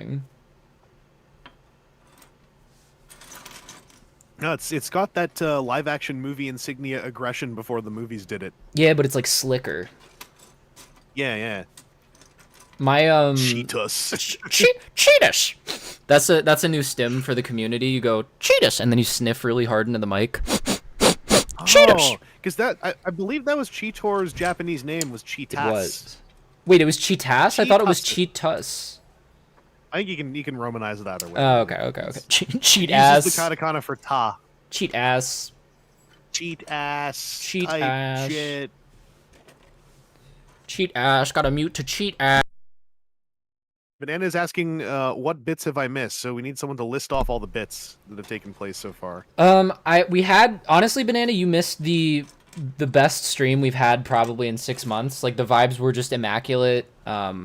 Everyone was pretty nice to each other. I was nice to people. I don't know. I'm trying to reform myself the way you reformed yourself as a chatter. I'm trying to reform myself as a streamer. Where I'm only mean to the people who really deserve it, instead of just constantly misfiring on every chatter. And also Jackie. Yeah, well, I mean, Jackie, and that's our rapport, though. It's our, that's our buddy language. Have you built the... I have not built the head yet. That's the other one I'm most excited for. I really hope... Because, like, okay, here's a little soapbox. I feel like, you know, we started with the Galaxy version, and it was just kind of like, oh, these are cute little chibi kind of guys. And we've gotten to the point where the aesthetic is kind of unrecognizable, and the articulation is so much better. And, I mean, you know, we get another Optimus in this wave to replace the old one, presumably. Next wave has a new Megatron. So I hope they do more wacky out there shit, like a Metroplex, like a Unicron head. Like, they need to fill a different niche, because cute tiny one has been taken over. They're outplaying themselves, because now Galaxy Defender is where you go for the cute chibi ones. I mean, they've also kind of all but supplanted YOLO Park for a lot of folks too, like almost entirely. Yeah, what's the point of YOLO? Because I've a couple of YOLO Park figures. They don't feel as good as Blockies. Yeah, like, I don't hate the YOLO Park stuff, but like every time YOLO Park tries to do something new that is small, it comes off as worse than Blockies. And then when someone finally handles an Aldi, it's like, oh, and this is also worse than Aldi, because Aldi's like secretly Figmas. They just don't advertise them like that for some reason. Yeah, are Aldi really good? Yeah, I handled the Jazz from Wave 1. It's like a Figma. Holy shit. I was like, why don't they advertise that these feel like I mean, it's still not like 1-to-1 of Figma because it's cheaper, but like it has drop down hip joints like a Fig Arts does. A ton of accessories. I was like, they advertise these things like they're Blockies, but they are way more like little like candy toy Figmas. And they Aldi, Aldi is their own worst enemy. They keep marketing their stuff as looking cheaper than it actually feels. Yeah, because every time I have seen promotional images, they look like ass, like pretty uniformly. Yeah. And also, I feel like the blind box method for something as expensive individually, I feel like that is very off-putting. Like, It's pointless. yeah, it just feels like a gimmick. Also, Ahai, thank you. I appreciate the gifted memberships. Dang. Thank you so much. This is a very generous stream. I appreciate this very much, y'all. Yeah, while people are being generous, I should probably throw this out here because it is Games Day weekend, Ooh, right, and I'm right. simply just I'm not in the right like throat space to do a like 12-hour long solo gamer stream. But I am going to be doing some more Extra Life streaming over the course of the month. But while I'm here, if you do want to support Toronto, Ontario's Sick Kids Hospital, that is my Extra Life page. I'm part of Andy Roo's gaming gang. We have hit some goals. I do want to plug. This month, I'll be doing a stream with my co-captain, Aaron Axsmith. Aaron has hit his $1,500 milestone. He will be on stream watching Dahir InShot, which makes him get genuinely angry when he watches it. For all of your entertainment, of course. And we're probably going to be warming up that stream with a little bit of Neom action, because I ran that by Aaron, because one of my friends mentioned Neom when I mentioned these streams that we're doing. And I ran that by Aaron, and we feel like, yeah, Neom is a great way for Aaron to kind of warm up his engineer hater muscle. And then we can then lay heavily into the Dahir InShot. So that's going to be happening sometime later this month. Yeah. That'll be on my channel. Aaron wanted to do it there because he feels more people will see it there than on his YouTube channel that he doesn't use, which is fair. Also,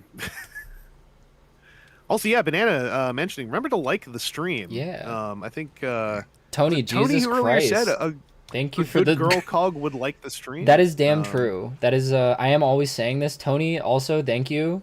It's very funny when an actual real life friend sends the money, because I'm like, damn, I should like buy you a beer probably. Oh, But, holy moly! I didn't even notice that happened. Yeah. I thought that was still all he's. although I feel less bad because I don't know if you know this. Tony is actually a Wall Street broker who makes your net worth every year in a day. Tony makes That'll happen. yeah, you know, it can't be helped. It's all about the swagger by which you live your life, in my opinion. Yeah. It's like you can, and it just happens to be the math checks out. Billionaires never have the swagger, so that's why we pick on them. But Thank you, Marco. Oh my god. I love when all the gifties go out and then somebody comes into stream and they're like, "Why the fuck am I green?" Do you think that's what Bruce Banner feels like walking into a room after like destroying it? oh, especially when he's like in like Smart Hulk mode, and so he's like just aware enough of what's going on, where he's like, "Wait, did I? Oh no, not again." The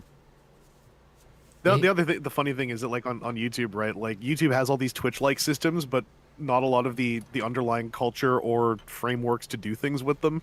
So like I have hey, little inside baseball. I need to put up a membership only video at some point because apparently if I don't do it by the end of the month, they will take me off the YouTube partner email list. Oh shit. Because they're doing a boot camp right now about how to drive memberships, and I'm like, cool, I'm busy and sick and busy. I don't have time for webinars. But they're like, post a member-only video by Nov 30, and then we'll keep you on the partner communications program email list. So I may have a member-only video go up at some point that's probably like 10 seconds long of me just saying, like, this is for quota.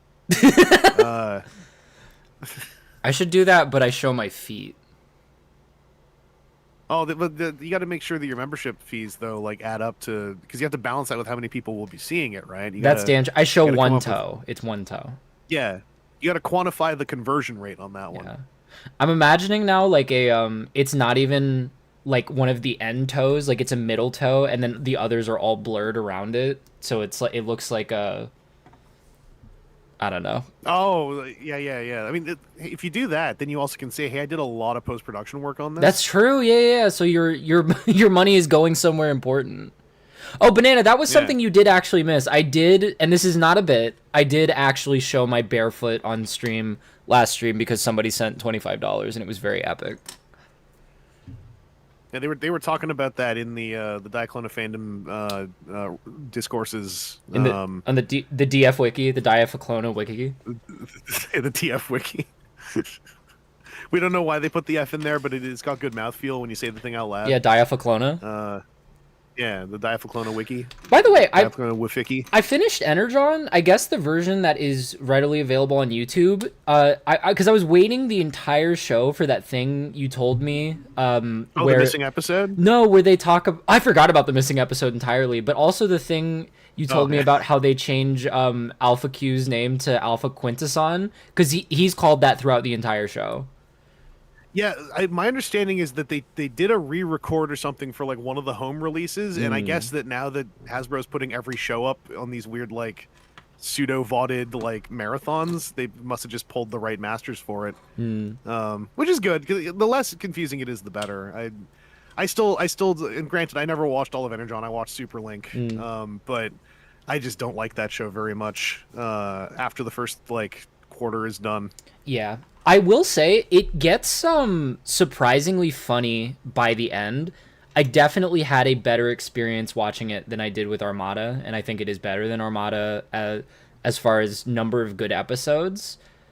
But it's kind of hilarious having gone from that immediately into watching Prime, and like I've been prepared for Prime to have been overhyped. Total whiplash. Yeah, but like, yeah, watching The Rock get immediately stabbed in the chest, but also just like after being stalled on 2 Unicron trilogy shows for like 9, like damn near a year, and then going into a show that's like written and animated, I'm like, holy shit.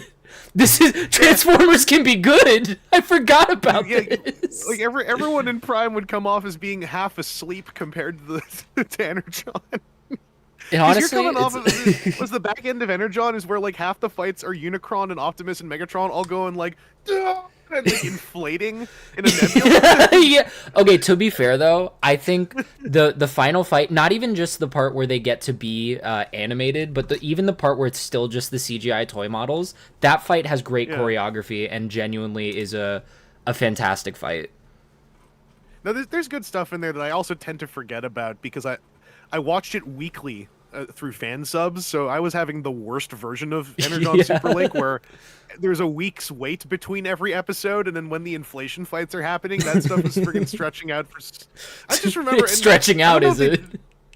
Exactly. I don't remember if they did this in the Energon dub, but in Super Link, when Grand Convoy is inflating, right, they also down-pitched his voice more and more.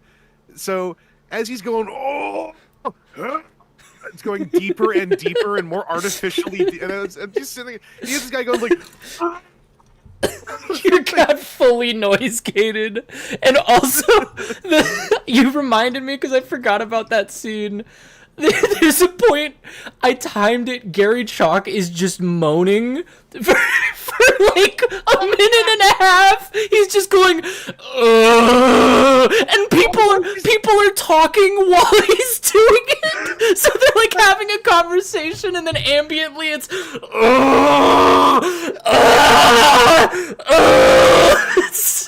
I remember some of that from the episode that we like when you were watching one on Discord, and I peeked in and I was like, they're like replicating every line down to the in this. They were so mechanically translating that production. So poor Gary Chalk. So like Gary Chalk in that era fucking hated doing that show like really openly. Like he was genuinely not having a good like in Armada. It was the one they did that was a dub to him, right? But then, like, by the time they were doing Energon, he was just so... Because he was having to time the moans to beeps as well. He couldn't even just sit back and have fun doing it. Just like, beep, beep, beep. 4.7 second moan, please. Looking at his watch. All right. No, but it was like over a minute, uninterrupted. It sounded like one take. It was... so good. Like this is a cynical way for me to put this. I could see Energon being more fun to watch in part because of like some of the disaster elements too being just louder. Because like Armada at its worst is just boring dubbed anime, right? Yeah. Like it's, and then like Super Link at its worst is like CG toy model sort of boring dubbed anime by actors who audibly are getting sick of it by a production that's like kind of visibly audibly happening by the seat of its pants. Yeah. And like although I was also thinking like it'd be funny, like it would be funny to try to have a debate where I'm like, I think Armada's better than Energon and you're thinking the other way around, except like I don't think either of us like either of those shows enough to actually champion them. I would be so it's just this like I would be willing to go out to make a little argument for Energon, but also I don't remember enough of either because it took me so long to get through them. I just remember the feelings I had while watching them. I would love to have this discussion, but also I refuse to go back and watch both shows all the way through. Yeah, no, it is there are better things to do. Stuff. Yeah.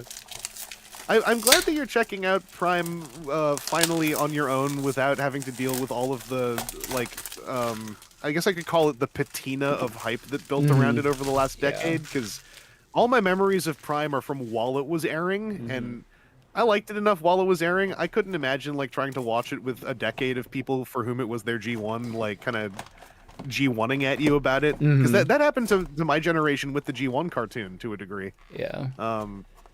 Yeah, as and I kind of remember it. As I mean this in as rude a way as possible.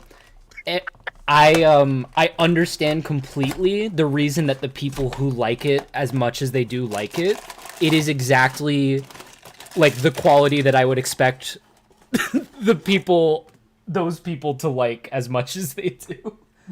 I mean that in as derogatory a way as I can possibly put it, because it's fine. It is so ugly to look at. It is so. It's an incredibly high budget show too. Like, which is that's incredible to me, because it is the most dull, lifeless looking the Transformers have ever been. Oh, are you still in the opening, like whatever 5-parter or whatever it started? No, with? I'm episode 10 or so. Oh, we got the head. We got the I see the head. Oh, I see the head. It's coming. Push. As Gary Chalk once said, oh, my windows are open. I probably probably not. Just lean out the window and go like, I'm doing Gary Chalk from Transformers Energon. They'll get it. I don't know if they will. But like the main things about Prime production wise, I remember really liking was as it's actually the same thing you just said about Energon. But as the show goes on, the fight choreography I really like in that show. But like the raw amount of money spent just on friggin' rendering in that show, like for a kids primetime cartoon, like that's part of the reason I think why that show stuck, is it was one of the last ones on TV, and they were spending like millions of dollars per episode. And it was coming across as like, whoa, it's the highest budget cartoon, blah blah blah.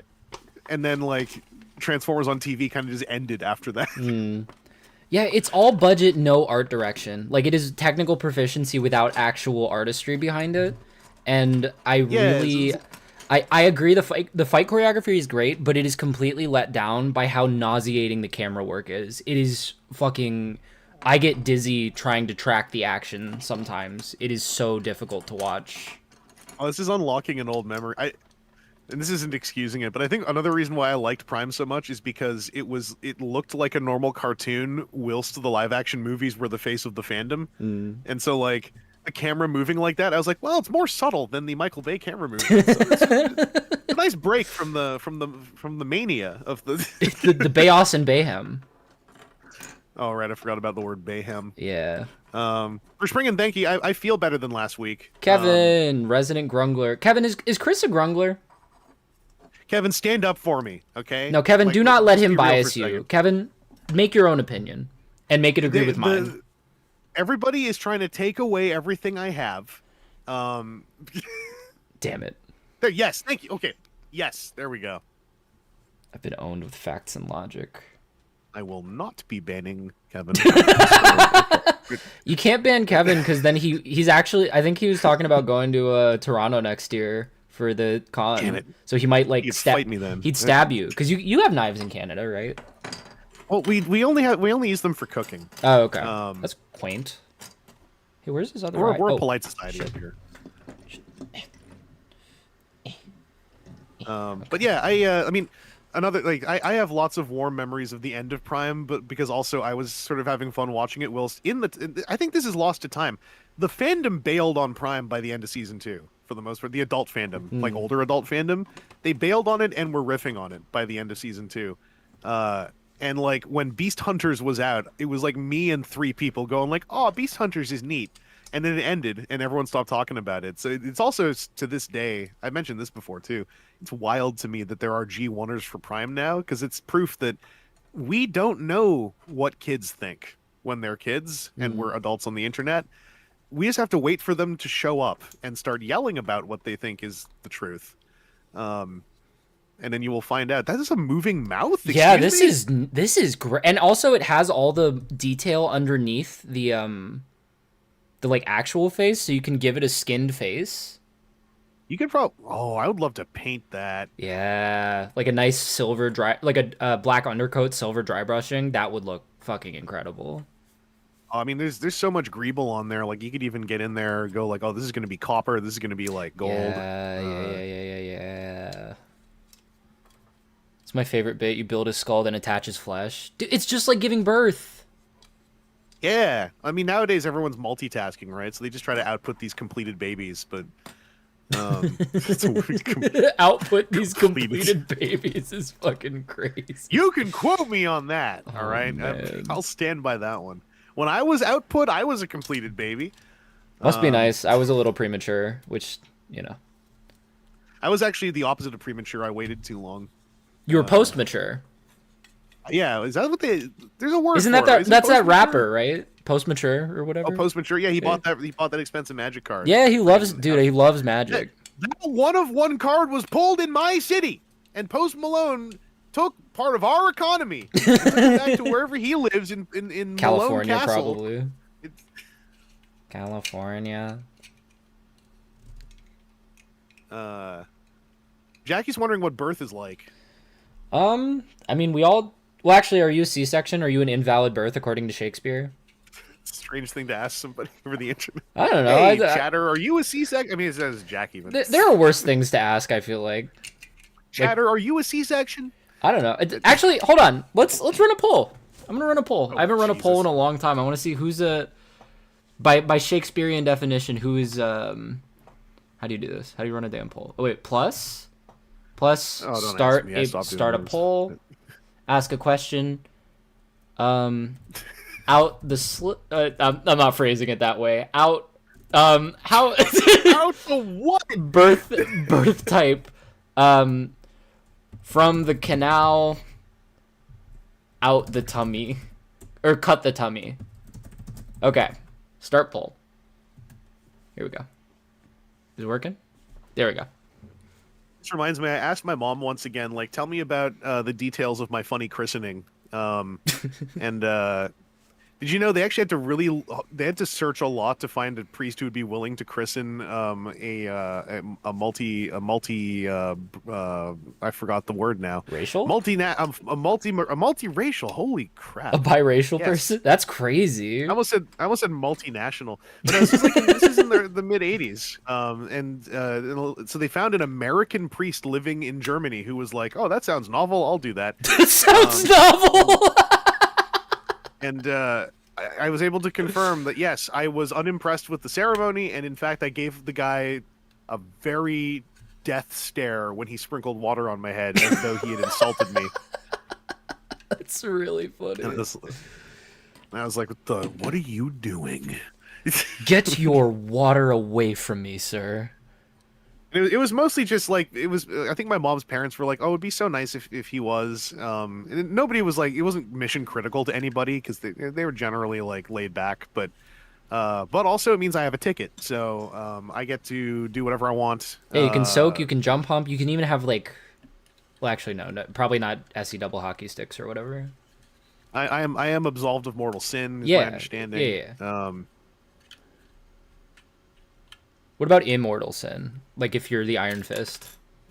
So what I figure, right, is that if I have a ticket like this, then when I get to the immortal part, it's down to my swagger. And I Mm. have confidence that I'll just be able to waltz into the great hereafter and just go like, all right, listen up, motherfuckers. Whoa. I see that we're all partying in here, but I just want to know where is my crystal castle? And then they're like, "Yo, you did not follow." Oh no, I'm not actually a member of a religion. I simply was I was christened. I got the ticket without having to like follow the rule book, as they say. I'm kind of like the Joker and Sephiroth. I'm christened. It's in the name. Exactly. Listen, one time I had a government job and they shortened my name to Christ on the email address for me, so like, they knew. Holy shit. Also, get a load of this, as Sonic would say. Damn. I think it's fucking Like legit, I would nasty. want to buy a spare of that just to paint it all up, like beat up with weathering and etc. Like that thing Yeah. looks textured. Is it as textured as it looks? Yeah, no, it's all ribbed for her pleasure or their pleasure or his pleasure, I guess if you're. I mean, there's two horns on there, so you can... Yeah. Okay, end poll. Wait, how do I view the poll? Oh, okay. 67% from the canal, 33% cut the tummy. Okay, interesting. I voted in that poll. I Pokemon went to the polls. Pokemon. It lost her the election. If she had said Pokemon, you need to Niantic Monster Hunter game to the polls, that would have saved. The world would be a better place right now. 100%, 100%. I brought up Pokemon Go to the polls last night on my friend's Extra Life stream, so it's fresh in my mind. It's a great moment in American history, like the one we're currently living in. No, it's really like notable. Oh, people are mentioning from the canal is 6-7%. What? What is the 6-7 bit? Do you know bit what is you say 6-7? Why? Oh, have I ever had my name shortened to Christoph? There's been a couple people who tried it and I didn't react and they stopped, which I guess is a little bit mean of me. Oh, Jackie's saying mention of 6-7 will give you a 5-minute timeout. Okay, so this has been happening around here. Yeah, I don't remember saying that, but I'm trusting Jackie to deal with annoying chat messages. Yes. No, I looked into it quietly for scientific purposes. It is pure brain rot. Okay. The bit is that you say 6-7 when someone says 6-7, and then you start yelling 6-7. It is pure brain rot. Like, everyone who does it, for the most part, acknowledge that it's brain rot. And that's fine. If it's I don't know. If it's echolalia, it's not the worst thing, but there's way more fun things you could be echoing, like driving in my car right after a beer. Sammy won against the Airbnb website. Congratulations to Sammy Zilch for the big win in this Airbnb booking season. Okay, and do you know about the other? Okay, first of all, pop this bad bitch on. Give him his skin. Give him his face skin. That's what I call my skin. Oh shit, I was supposed to put that on before the other thing. Damn it. Jackie! Oh, his helmet is hanging down too much? Yeah, okay, yeah. Driving in my car right after... Sammy, hopefully when you come visit, the government is back online, because currently the museums are not open. It's funny how much the government is like a part of a functioning society, isn't it? Yeah, no, it's crazy. It's pretty epic. It's pretty gamer. Yeah. I'm not going to get on the doomer thing, but it's reminding me, like, I'm having to kind of... this is all me, right? This is me pre-thinking too much. But I'm like, as the spring approaches, right? This new cycle I'm in for this current era is now I have to once again, because this happened with Chicago, I have to kind of warm myself up and brace for the number of people who ask if I'm going to TFCon LA, and then I say no, and then the smaller number who say perfectly innocently, oh, why? And then I have to tell them, and then I watch their face dissolve into sorrow as I bring them rocketing back to the world. Oh, the everything. I don't want to do this. I don't want to do this. Besides my prime, like, yeah, it's, it's where we're at. It means I get to operate at 300% power at Toronto, at least. Oh, you have Unicron at such a funny tilt. Holy crap. Yeah, he can have a Kant angle, an Immanuel Kant angle. He is at that crying laugh emoji tilt. So I need to take a screen cap of that. Bro, can you believe this? Him looking at planet Earth. Wait, I think unless I was misinformed. And I really hope I wasn't. Oh fuck. Oh, I hope this is real. I hope this is real. If someone does it work? Oh my sweet Jesus. Is it full friction? Like, can I look around and stuff? Holy dude. Tony Hawk's Pro Skater who? I'm locking in for friggin' AliExpress sales to find this wave. God damn it. Holy shit. Oh yeah, this is not sponsored. I just want everyone to be able to get good deals. Tuesday at midnight exactly, Showsy's Black Friday sales begin. I don't know what's going on sale. I'm hoping it's new age stuff. So everybody be prepared to lose a lot of money. And to the... Actually, I don't know anymore, but I'll just say, to at least the non-Americans in the room, we're also entering another AliExpress sale season, so keep an eye on there. Oh, it's also it's also in America. Is AliExpress usable by Americans right now? Because it keeps changing. So no, I feel bad. It's been usable the whole time for me at least. I've been ordering stuff consistently through this administration. Oh, okay. I never got it straight because sometimes folks would get bummed out when I was bringing up AliExpress, and they were like, "I can't use it anymore," and I was like, "I'm sorry." Driving in my car. Also, can you fit Bumblebee's head in his mouth while it's open? No. Well, I mean, it looks like he's trying. This is the best thing they've ever done. I gotta try putting this on a Galaxy Defender tomorrow when I open them. Oh, yeah. Oh no, Unicron turns out in college was the GOAT. Oh, he's like Nancy Reagan, dude. He's like Nancy Reagan. Zenith, Saturn devouring his son is a pose I legit got Onyx Prime into with my Cronus Prime, and it made them my two favorite toys of the line right now. You can get Onyx Prime to hold little Micronus like the son of Saturn and fit his head into Onyx's mouth, and it's doable. This may be the very best thing that Blockies has ever done. It feels so good. It does everything you need. It's art. I kind of want to get the special ghost one now just to have another one. Zenith, it was during it's in a VOD, but I don't know if we have a screenshot of it available. I'm sorry. It's buried in a VOD somewhere. If I find a screenshot, I'll try to remember to post it in the Diaclona Discord. Which you can, Samantha. She said. Now I'm doing it. She told me that she said in chat earlier she actually perked up when I did that. A roof. Yeah, we gotta everyone send a good a roof in chat. Send a little bar. No, do not click. We are not clicker training. Just do a roof. Hold on, I want to see. Yeah, I said I mentioned clicking offhand, and I was told like, oh, we can't do that here. We can't do that here. Yeah. Glub roof. I like that, Jackie. You said no, but the people have spoken. I appreciate people giving all their different animal noises. You know, you got Marina's glub, you got Dramatic Razor's meow. I thought Unknown Devalkin just sent dick, but that says click. What am I looking at? Ghost Blockies. Ghost Unicron, because it's like the golden tracker, so it's like a special random exclusive. Okay, $12, like $15 on AliExpress. Like a translucent one? Yeah, there's the translucent one. Oh shit, never mind. It lied to me. It is $40. Fuck you, dude. Never mind. AliExpress, more like Ali pack of liars. More like Muhammad AliExpress. You can only buy pictures of Muhammad Ali. More like floating like a bumblebee stinging like Unicron. Unicron.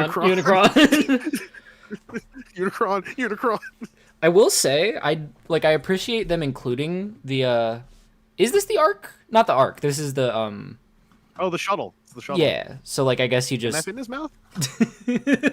Hey, yeah, like a big old cigar. He's like a big old cigar. That's he's Orson Welles, dude. He's Orson Welles posting.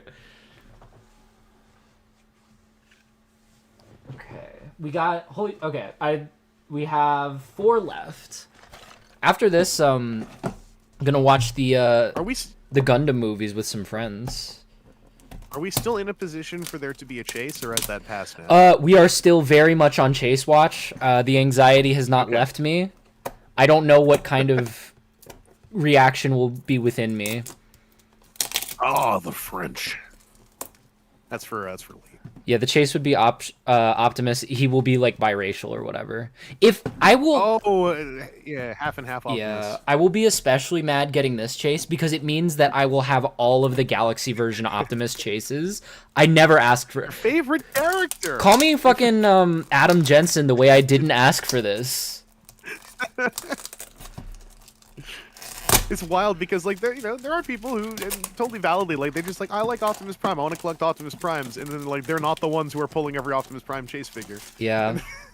It's fucked up. It's sick and twisted. It's kind of like the Joker mixed with Sephiroth when you think about it. Oh, hey, tell me about it. That's like the life I live as a dark woke. So here's an interesting thing I'm noticing on the packaging. The Ark or the shuttle is listed as, it's shown as like part of Unicron, even though it's basically just an accessory. Oh wait, never mind. I'm stupid. Bombshell is there. He's just obscured in the back. Okay, never mind. Soapbox over. They shoved him. Okay. They squished him into that cast lineup column. All of the Galaxy version Optimus as if there aren't fucking 2. There's 3 now. With this, there would be 3. Fuckhead. Dip ass. Dip ass sounds so violent and insulting, and I don't even know what it would mean. Like dipping into what? Like you sink into the toilet too much when you sit down or something? Like, dude, your ass is so tiny. You fall through the toilet seat. I think a lot about the famed rapper and MCU actor, disgraced homophobe T.I. His famous line, "Dick so small you can fit it in her asshole." I think.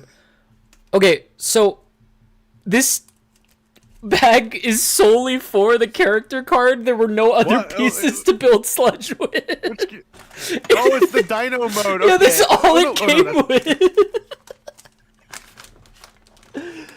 I mean, what is landfill if not a community goal? That's damn true. I'm always saying this. It's so funny how all of the Dino modes, Dinobots still come with like the human torso. It's the most fun like art toy element of all of these is the Dino modes because it's like this is still a mini and they still have like some kind of tampographic on that little torso bit like yeah, they do. Yeah, there's like a little bit of greeble, a little bit of printed greeble. Yeah. It's a very art toy thing to do in an era where people have kind of forgotten that that's even a thing. Like that the pop vinyls were once a thing of art. Yeah. Did you hear they're going out of business apparently? Well, there's a lot of mixed reporting on that because apparently Dexerto might have just made that up. What the fuck? So like, because like apparently it's somewhere between the truth and real, but like Dexerto's reporting was so slipshod that like there's truth in there, but I didn't have enough like desire to dig in and figure out what it was. But I was unsurprised to hear Dexerto is not the world's greatest of sources because I mostly know them as like YouTuber gossip central, and I'm like, eventually it behooves you to start making stuff up if that is the backbone of your publication. Yeah. But I'm kind of bummed honestly because I feel like, especially like with the I haven't gotten any myself, but I've been tempted. The itty bitty pops, like I feel like they're entering a new. I feel like we're in a pop renaissance. Like all of the Beast Wars Transformers designs look really nice. I feel like a lot of the non-standard humanoid shit they're doing is pretty creative. It'd be a shame for them to die now, I feel like. Oh, Southside Prime was looking into this, so we got the summary. So Dexerto used ChatGPT to write the article, right? That's the thing. But an executive said they're fine. But then an SEC filing Funko made said we're not okay. And what I recall reading is that Funko is likely to downsize, but that would mean downsizing to just making Funko Pops as opposed to all their like side projects and NFT nonsense and whatever. Oh no, no more Uh, NFTs. Oh no. I love Oh. so one of my favorite Twitter screenshot subgenres right now is mourning apes owners. Um, Wait, the ones who are like, is something wrong with the apes? well, when Amazon Web Services went down, a whole bunch of NFTs just went offline because they were being hosted via AWS. That was Oh kind of funny. shit. Uh, That's but funny. also, a lot of apes owners are like, it's time to move on from my ape. And like one of them was like, my kids know me for this ape. And it's like, Brother. Oh no, no, this ape is no. part of my identity. It's part of who I've been for the last 5 years. And it's like, Brother. whenever I read that, I'm just like, you sound like someone who is inches away from realizing they're about to be saved from whatever life you're stuck in right now. Brother, like maybe just be gay. Have you considered that's like there's other things you can do. The ape is your kids know you for your ape. That's crazy, dude. It's giving the Chance the Rapper Maybe line. It might not have been kids. It might have been like nephews, but it's like Still, child relative. any child relative knows you for your ape. You need to take a look in the mirror and make sure the ape is not also behind you. It's giving the Chance the Rapper line from his untitled song, My Kid Don't Even Recognize Me When I Lose the Hat, but with none of the introspection. That's fucking... Also, this is... Jackie, did you have trouble getting the eyes all the way in on Sludge? This is kind of annoying. I tried it with and without the gloves, and it's really not working. Marina, I appreciate the divorced Ken allusion to this too. That is perfect. Street Fighter 6 Ken is like one of the most divorced-looking fictional characters in existence. Dude, who needs divorced-looking fictional characters? I know divorced-looking people. They're epic. Oh, I mean, yeah. Hey, the owner of the Everything website is like one of the greatest examples of I think pure that's divorced energy. I think that is rude to people who are divorced. It is. Like, even not as a bit, I'm like, we got to stop applying words to Elon Musk that are actually affecting people whose lives just took bad turns. Yeah. Also, I am of the opinion that if you are divorced, it's not even a bad turn necessarily. A lot of the times it's just like oh, maybe they weren't... People can grow and change. People can become incompatible. Like, I think a divorced person is like... I'm like, okay, so you just like have lived experience. Mm. I never really see it as like a bad thing. I think I might have gone on about this during a Minecraft stream at one point on this channel, but like we culturally have a lot of like crafted tragedy and negative imagery around separation and divorce, and like to the point where I think it induces people to be terrible to each other when they are faced with separation, because it's like, quote unquote, what you're supposed to do, right? Mm-hmm. And as Nick also mentioned, like, it also makes people try to force themselves to stay together when, you know, they are absolutely becoming incompatible. Yeah. And like, we don't have enough media that just shows that sometimes partners can separate and remain not just friends, but like the real tight, good kind of friends. Yeah. Like the like you're a borderline sibling level friends. And it's just it's part of the journey of self-discovery, right? Like, I can't believe that you're... It's not working. It's not working. It's not Oh, working. It's a shame. damn it. Maybe if I get the neck on it. But you were saying about divorce. Oh, yeah, no. It's just like there's a lot. I think a very empowering moment if you are able to. And obviously, I don't want people to separate from partners to have, you know, self-growth moments, obviously. But like, if you're in that position and you're able to separate from a partner, and you can both recognize that does not mean you have to figure out how to make it as final and ugly as possible, and that you can even accept it, like, hey, we actually do get along. It just turns out we're real good buds. Yeah. We're not like partners. There's a lot of I think power to that can be had, and that should also be like, that should be really normalized more in general media. Banana, we're talking about divorce in a Transformers toy stream because there is in fact a toy that everyone but me and Lai refers to as the divorce toy. That shit. It makes me so fucking angry. I don't like telling my wife about the bad thing. I don't like telling my wife that's my money. I don't like. She hates my hobbies and she hates me and she resents me. The old ball and chain. The old ball and chain. Right? She wouldn't let me spend my money. She wouldn't let me spend $1,400 on toys. Not to get into like the nerdier side, but I have a nerd ass reason also why I wish people would just do what I have a nerd ass reason why I wish people just do what I tell them to do. This is where fascism is born. That Metroplex, that giant Metroplex, is made by the company that did the Lewin Industries Optimus, the gigantic 2-foot tall MP10, and I know from Scuttlebutt, so I know 90% basically, and I might be wrong, but whatever. Let's pretend that I know for sure. Those gigantic toys that Lewin makes are because the guy who owns the factory wants one, and the factory has to go like, sir, we cannot just make one of a toy. We have to make at least a few more and sell them. Otherwise, we are spending colossally more money, and apparently the guy who owns the factory is just rich enough to go like, well, I want one. Damn. You do whatever you have to do afterwards, so that Metroplex exists because a rich guy wants one, and the place that he owns that made it was like, well, we have to make at least 10 more. That's crazy. That's just how this works. So that's what, because I've seen, obviously the discourse around that toy is partly why does this exist? So I'm trying to spread the word. It's like it exists because a guy who can pay for it wants one for himself. That's why it exists. Honestly, that's kind of like if I became ungodly wealthy outside of the donations to like humanitarian aid and all the other woke shit you're supposed to do with the money, I would be like, hey, Mastermind Creations, I'm going to solo fund a Diaclone deco of your upcoming Devastator. You are going to make it because I will pay for it. Hey, Mech Ideas, you're back. You exist again. Make Toys, you're back. Come back from TF Source. And that's 20% of the reason why Divorce Class bums me out, aside from like me being sick of Facebook groups, is like it puts this negative pallor on something where I think like Lewin wanted it, and there's something wholesome if terrifying about the nature of Lewin, whoever that is, because like that giant MP10, you know how there's the Captain America version, right, that comes with its own Captain America shield. I didn't know about that. Yeah, there's a variant in Captain America colors, and they made a shield for it in scale, and people were like, why?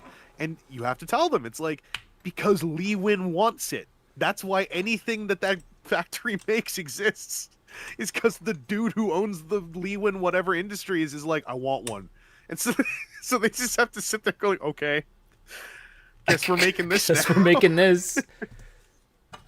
There was something about that I just find really endearing. Yeah, no, it's hopefully don't want to speculate on business practices or like ethics or whatever. But yeah, in a vacuum, it is a cute idea.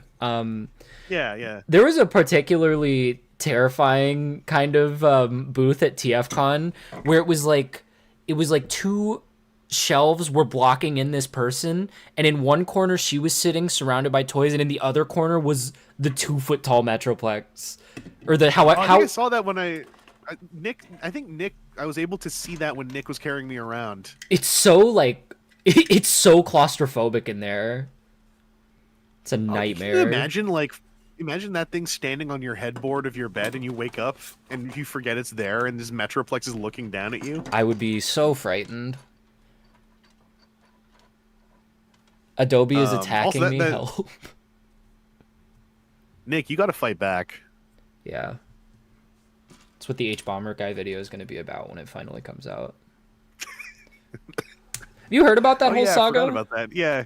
No, I appreciate that Harris is like, I'm going to make my video my way, and you can all stick around or not. And it sounds like he's not pressuring anyone to stick around, in his funding. And I appreciate that. But yeah, that's eccentric video making that I can respect. Yeah. And I'm going to do it my way. It's going to be worth the wait. Like, I've seen people complain that it's taken so long, and I'm like, you don't have to give him money. He never asks for it. It's just an option. And it's going to be like 7 hours long in the best video of the year, so. Yeah, his stuff has moved towards a more investigative nature that isn't usually, like, it doesn't rely on coming out during a current event. It's like, not to be a pessimist, I think Adobe's going to be an ugly company for a long time. So Shin Godzilla. Shin Godzilla first form. Kamada-kun! Kamada-kun! Push some stars and googly. Yeah. Here we Start go, spitting out blood. Oh, so adorable. I have the SH Monster Arts of Kamada-kun, and it's one of my favorite toys. Is that what the stage 1 is called? That's what the fans called it because of the okay. district, I believe, that it's wandering through. That's just its pet name. Also because it's adorable. Yeah. I watched I watched Shin Godzilla for the very first time semi recently with Marina. Oh, I think I like that movie a lot. It's fantastic. I think it has a little bit of pacing issues.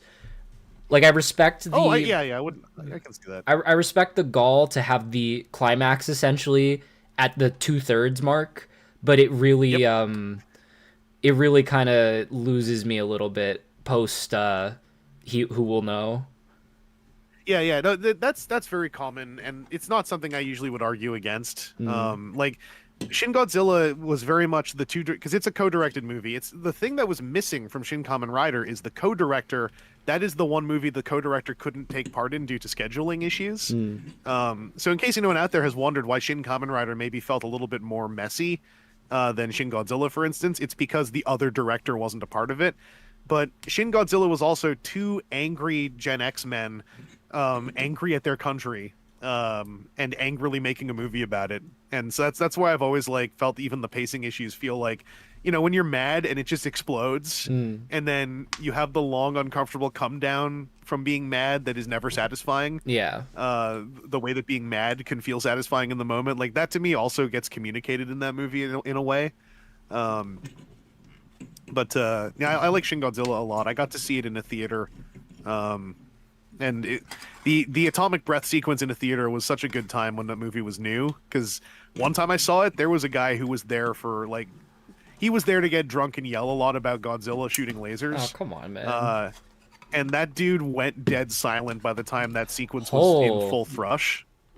And that was an amazing thing to witness. In both times I saw it in theaters, that was a silencing scene, a crowd silencing sequence, which is really not incredible, it's the wrong word, but there was something really phantasmical about being part of a crowd and just hearing a crowd go silent as they see literal hell get unleashed on screen. I think it's the sound was awesome in theaters too. Yeah. I think it's the best Godzilla sequence, but I think -1 is a better film overall. I adore -1. Yeah, I like Shin more, but not in a way where I feel I have because I've had this discussion with a lot of friends a lot of people like -1 more, and I like Shin more, but that doesn't mean I don't like -1. I'm just for me it is not to get trite's not the right word, but it is one of those things where I start bringing up 2cakes.jpg, and then people are like, okay, we get it, we've seen the 2cakes picture. You're not making waves, you're not a philosopher, we've all seen this. It's a little bit of a why you gotta pit two bad bitches against each other, but yeah. I am also looking forward not only to Godzilla -0, but I'm looking forward to whenever that makes enough money that the director goes I have an idea for a third one, and then starts just trying to get people to say the phrase Godzilla -1. Yeah, I was I thought the direction would be call it Godzilla 0, but or -2. -0 does not make even a little bit of sense. I love it though. It's got gumption. Yeah. It's got gumption.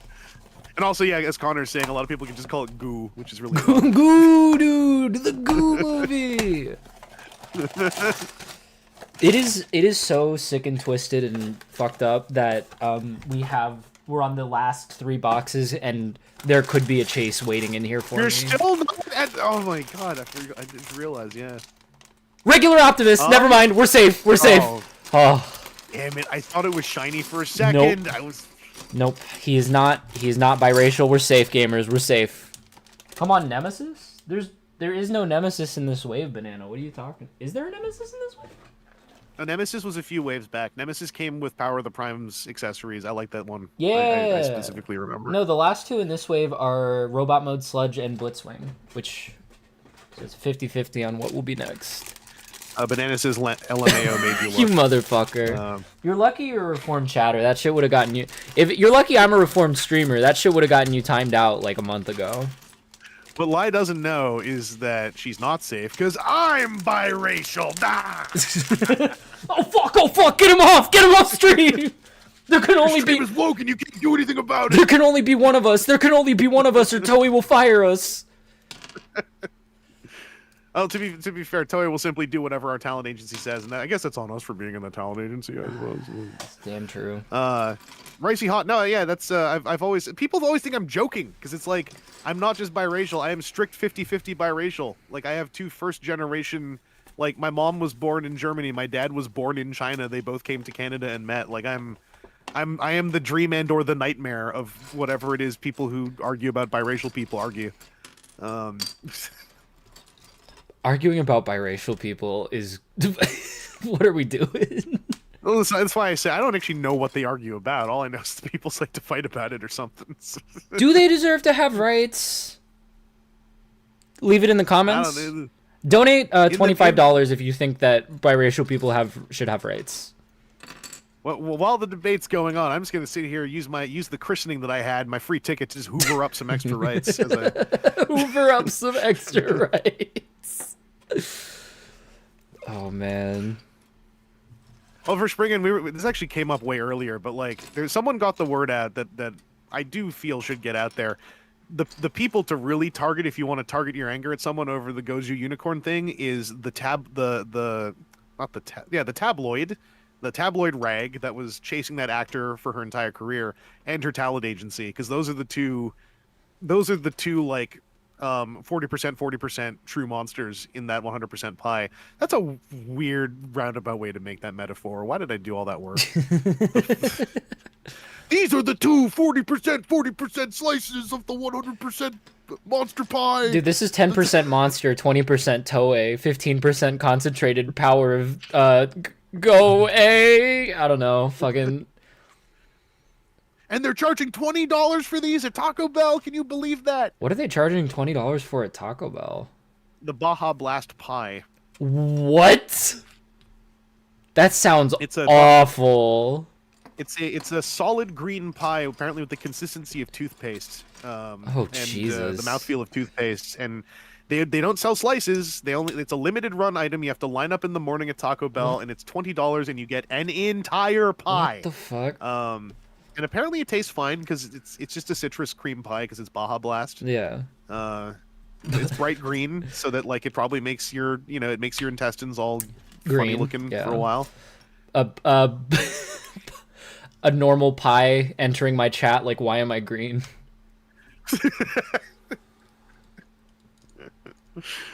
UK size, whatever a personal sized pie. I don't know what I'm talking. What's a personal sized pie? What if you imagine a personal sized, like a personal sized key lime pie that's slightly more green. It's like a pan pizza type size, like a personal pan personal pan. My name is Pickle Rick. Sorry. Peter Piper picked a pack of personal pan pizzas from his. And he pissed his fucking pants, dude. He pissed his pants. We were all there. We all saw it. I took photos. I put them on the Facebook group. Is there another British person in this chat? Dramatic Razor, congrats. I have also killed cockroaches before. I'm not afraid to admit it. Dude, bedbug. It was war. They're always talking about bed bugs in your bed. Makes you think about cockroaches. There's I mean, I live in a downtown area in a building, so you see cockroaches now and then, but a couple have appeared lately, but they were also groggy, punch drunk, and incompetent. I think they're already poisoned, so they were very easy to dispatch with my own poison. They have no match. This cockroach cannot evade my perethrin. So I'd like a side of pickle. I just got Morty and Ricked. Oh my god. Doja Cat is a white super. Okay, are we doing the woke Olympics? Are we really doing you can't even reference things that are funny from problematic people? This feels like the woke Olympics. I don't know where I missed something. I don't know. It's a Jackie was quoting Doja Cat. Lee said Doja Cat's a white supremacist. Oh, I have not met either of them. I haven't even met Jackie Mary. or I've only Lee. met Rick and yeah. I haven't What's weird is I'm a pre-recorded message too. I just happen to time out perfectly with this whole stream. Pickle Rick. I'm so bummed out to this day because when that episode was new, there was a 24-hour period where I was like, that was such a funny episode of a cartoon. It's so funny how hard they went on the bit. And then like it took less than a month for them to be selling Pickle Rick the board game, and I was like, why do you do this to me? Wait, there's a pickle. Like, I was one of the. There's a Pickle Rick board game. Yeah, the first Rick and Morty board game I saw was like Pickle Rick themed. I forgot what it was shit. about. So Hawk 2 is no longer banned. I less banned her because she was problematic and more because chat was fucking annoying about it. Oh god, I can feel the evil rising up in me again. Chat, can you be fun for this real quick? Chat, do something epic.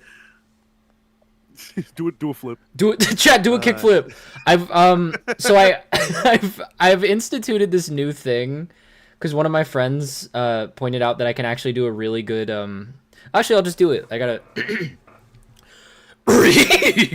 like a pretty good Scooby. Did I get noise gated or did you hear my Scoob just then? I caught bits of it. That's a solid Scooby. That's a solid Scooby cackle. Yeah, but I apparently described it at one point as hitting a Scoob, and it makes me like imagine like I'm at the skate park like, dude, you will not believe the Scoob I just hit.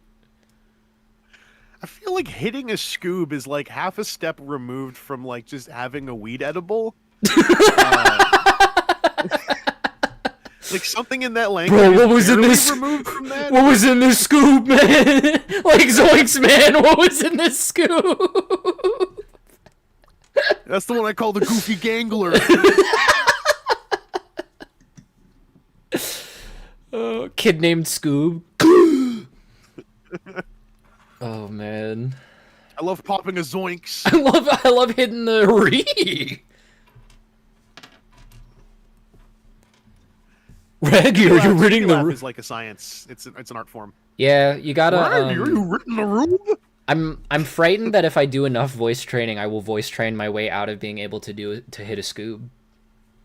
The trick with the Scoob is it's once you're able, like wherever you're at, it's being able to kind of like flex and flap the top of the fold so you can get that kind of thing. Yeah, it's about the up and down. I think it's not dissimilar, but I can't do a SpongeBob laugh. But it's a similar motion because you're hitting those staccato rapid fire. Maybe SpongeBob is what happens after you transition. I mean, he was the only canonically transgender Starscream. To be fair, true. That's that Tom Kenny power. Yeah, he can do it all. He can be transgender. He can be a person of another ethnicity. Don't look into it. We all can't be Tom Kenny. We can't all be Tom Kennys. Name of my upcoming podcast, We Can't All Be Tom Kennys, where we look at every film in his discography, starting with Revenge of the Fallen, 2009.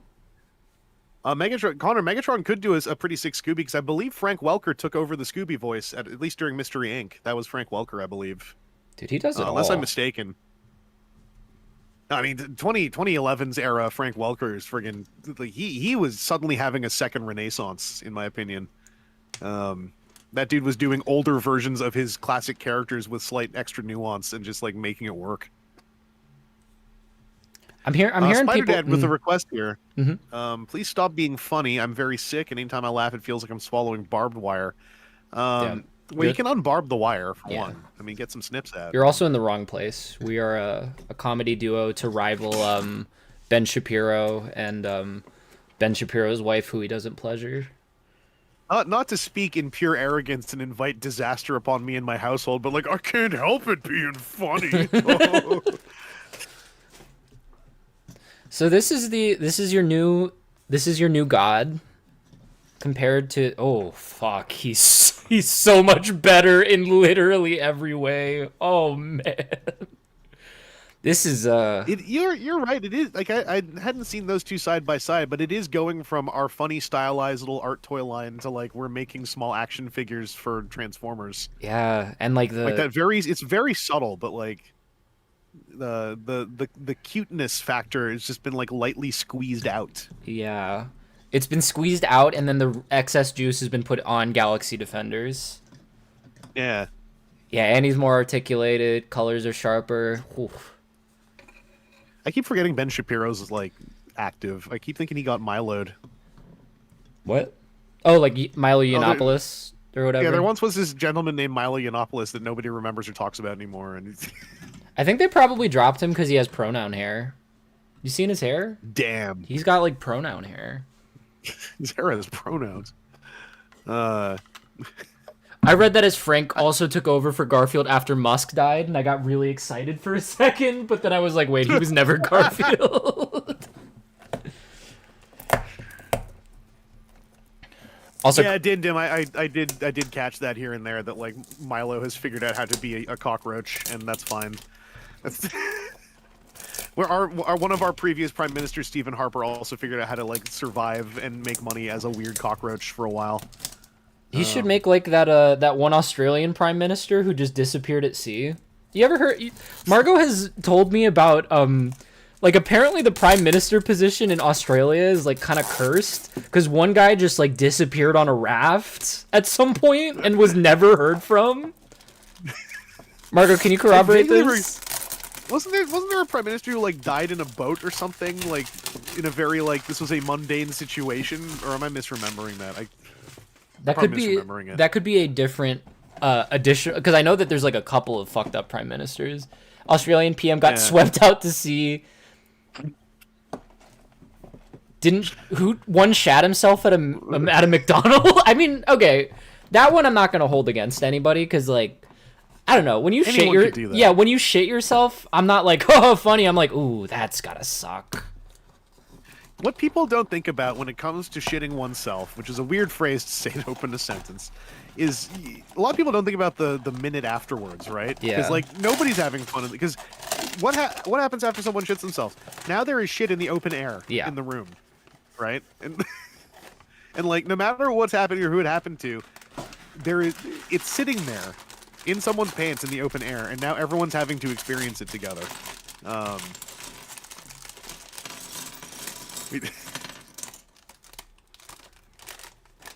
We all shit ourselves before, bandaged heart, true. Yeah, we've all gambled on a fart and lost.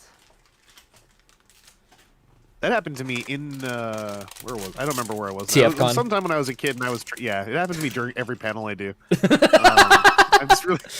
You did it specifically. That's why I only sit now.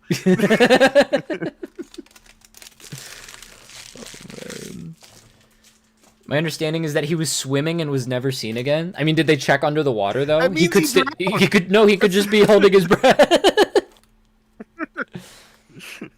We've all the roundabout way to say the prime minister drowned. We've all he was kicked swimming and then Can we not we've all kicked pregnant people? What are you talking about? What? What the fuck are you talking about? I mean, I understand. No, this is a riddle, right? This is a riddle. Is it? Is this one head tells lies, the other one tells you it. One head sucks sweat out of a seatbelt, the other one tells you it kicked a pregnant woman. Do you know about the sweat seatbelt bit? By the way, are you familiar with this? I am not aware of that. I can tell you the solved riddle is that the kick can be from inside. That is the riddle. Oh fuck! I see. Yeah. That makes way more sense. This is about 20 seatbelts? Yeah, so Lucy, we were all telling stories at one point on stream, and in chat, Lucy shared apropos of nothing.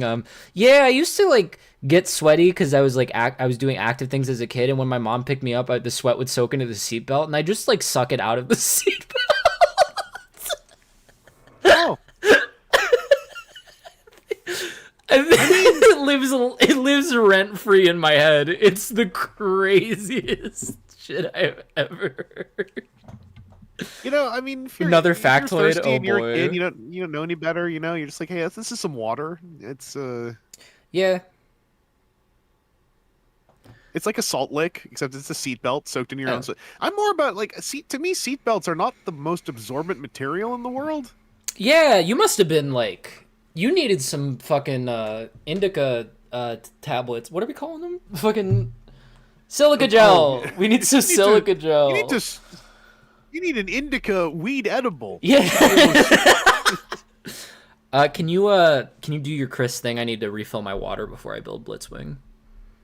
I can. Thank Ask you. me anything, chat. I am willing to answer any of your questions. Here's a photograph of me holding a thing saying, yes, that's me right here in this subreddit called the chat of this live stream. I will answer any questions. Do I know Metal Card Bot? I do. Does it jiggle? It depends how hard you shake it, but honestly, you should check and see if it's supposed to jiggle because maybe you're going to hurt its neck. What's the meaning of all this? The pursuit of personal happiness, basically. Um, Chris, why do I only sweat from my right underarm? Have you checked your left underarm? Favorite color? Currently purple. How'd you come up with the name? When I was in high school, I was playing Counter-Strike Beta 3 with some friends, and we made a clan where everyone's name started with a lowercase e and all caps. And because I was a super cool kid, I thought Evangelist sounded super badass. And then when the clan stopped, I took the e off, and I thought Vangelist sounded fine. And then many, many years later, I found out that some musician took my name and stole it, and then went back in time and did the score for Blade Runner. Can you explain Shinjerion to lie? I can try, but I've never actually watched it properly, so I would have a certain ceiling on how much I can. You have checked your left underarm, then you gotta. Are you leaning to one side a lot, so it's all just flooding to one side of your body? Do you cover yourself in hand sanitizer? No, I'm made of more than hands, so I only put that on my hands. Favorite Kamen Rider series? It depends. My favorite Kamen Rider that I've seen is with bias. It's usually Zedo because it's the first one I saw, and I think it's pretty good. But there's a lot of series I like. It's harder for me to say a Kamen Rider series I don't like because I generally like most of them for some reason or another. Um, Geats is currently very fresh in my mind and had a lot of impact for me, so I like that one a lot too. I like Double a lot. I like Zeo quite a bit. Um, did I ever complete FOC Brood? I did several times over. I just like ran out of steam making videos of it, and as time went on, I spent several years. To this day, I think it'd be very funny to just do the other three videos for that and not remark at all upon the passage of time. I think it'd be pretty funny. Um, Evil One or Two. I mean, I like purple, so Evil One for me, but also moms. Mom power. Um, how are you? I'm doing okay. My throat is still recovering, but it's like 90% recovery now. I still live in a 10-day window of awareness and try not to leave that too much because I got my own problems. Have you seen Predator Badlands? Not yet. It only just came out. I'm not I'm debating seeing it at a theater because I've heard that I probably will like it.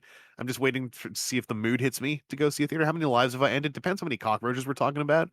Getting a job as a bit announcer. Raggy. Um, I've never been offered the job as a bit announcer. I don't know if I could keep up with the info of checking the room that much. Do I like Miku? I respect Miku. Would my alt mode still be a toilet? Off the cuff as a bit, it would be, but also I'd like to fly. How many video game consoles do I have?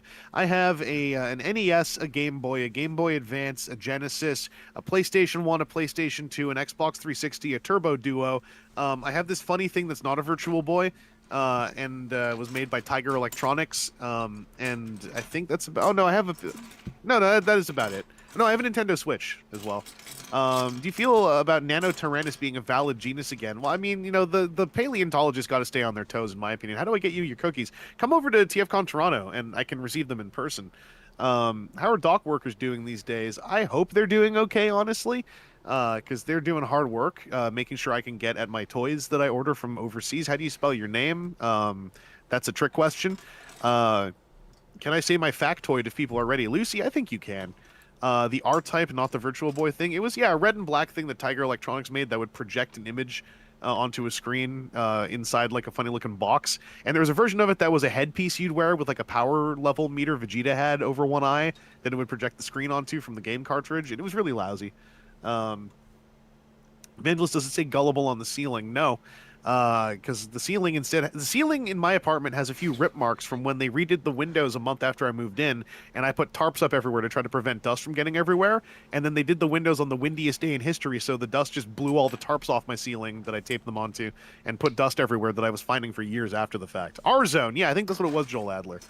I am caught up. Hi, what's up, Lai? So, Lucy, so I am unclear on whether you mean you filled your ears with sand via dunking burying your head in the sand, or if you were just scooping like earfuls of it. Either way, that's gotta be bad for you in so many ways. Humans are 90% water, not 90% sand. That's what I'm saying. The Earth, we're like the Earth. We love the Earth. Both? Why were you, why were you funneling it into your ear? Hey, PSA, just in case just in case a kid is illegally watching the VOD, do not put sand in your ears. And was diagnosed with autism. Come on. Spider-Man was the, oh god, Gwen. Oh, my favorite comic book. Yeah, Gwen. Yeah, my favorite comic book ever. Yo, imagine getting Gary Chalk to voice that scene.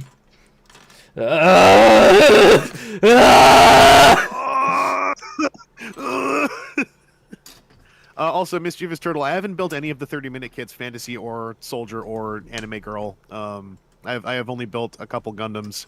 I'm gonna get back into it soon because Witch from Mercury kicked ass, and I've heard all the kits are good. I'm just waiting for my living space to have more space, basically.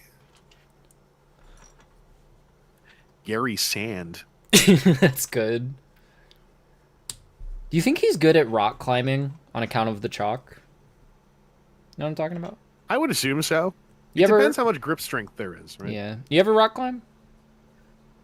I have not. I've been in the presence of rock climbing walls, and nobody said, "Hey, do you want to try this out for free?" So I didn't. Yeah, it is an ungodly expensive hobby for sure. Yeah, like now and then I'm a bit of a cheapskate in that I'm open to do lots of things, but there are also a number of things where I'm like, I'm open to do it. I don't want to spend money doing it. Yeah. Like right up front. Someone invite me along. Why does no? Yeah, why pay does for me. Invite me along on these things. See, you need a Tony type friend who is the CEO of a Fortune 500 company. You know, then you're set. Yeah. I'm just wandering around the streets, going like, why do more people not take me on dates to rock climbing? Take me to the movies. I want to go on an airplane. I mean, I think that's kind of unrelated. That's not really it's not really like a leisure activity. I think going on an airplane is the opposite. I'm like lamenting that I don't have more social connections as I'm wandering around screaming, I want to go on an airplane. I want to go on an airplane. Tommy need drinky. He can climb anything would be. Oh my god. I'm reading off the chat. I didn't invent that one. Yeah, no, I saw. This is Slipknot. He can climb anything. This is Katana. I advise not getting killed by her. Her soul's trapped. Fuck. Hold on. Let me run it back. This is Katana. She has my back. I advise not getting killed by her. Her sword traps the souls of its victims. I like the phrase "I advise not getting killed by her" because it's like really specific. What are we? In general, it's like advisable not to get killed by things.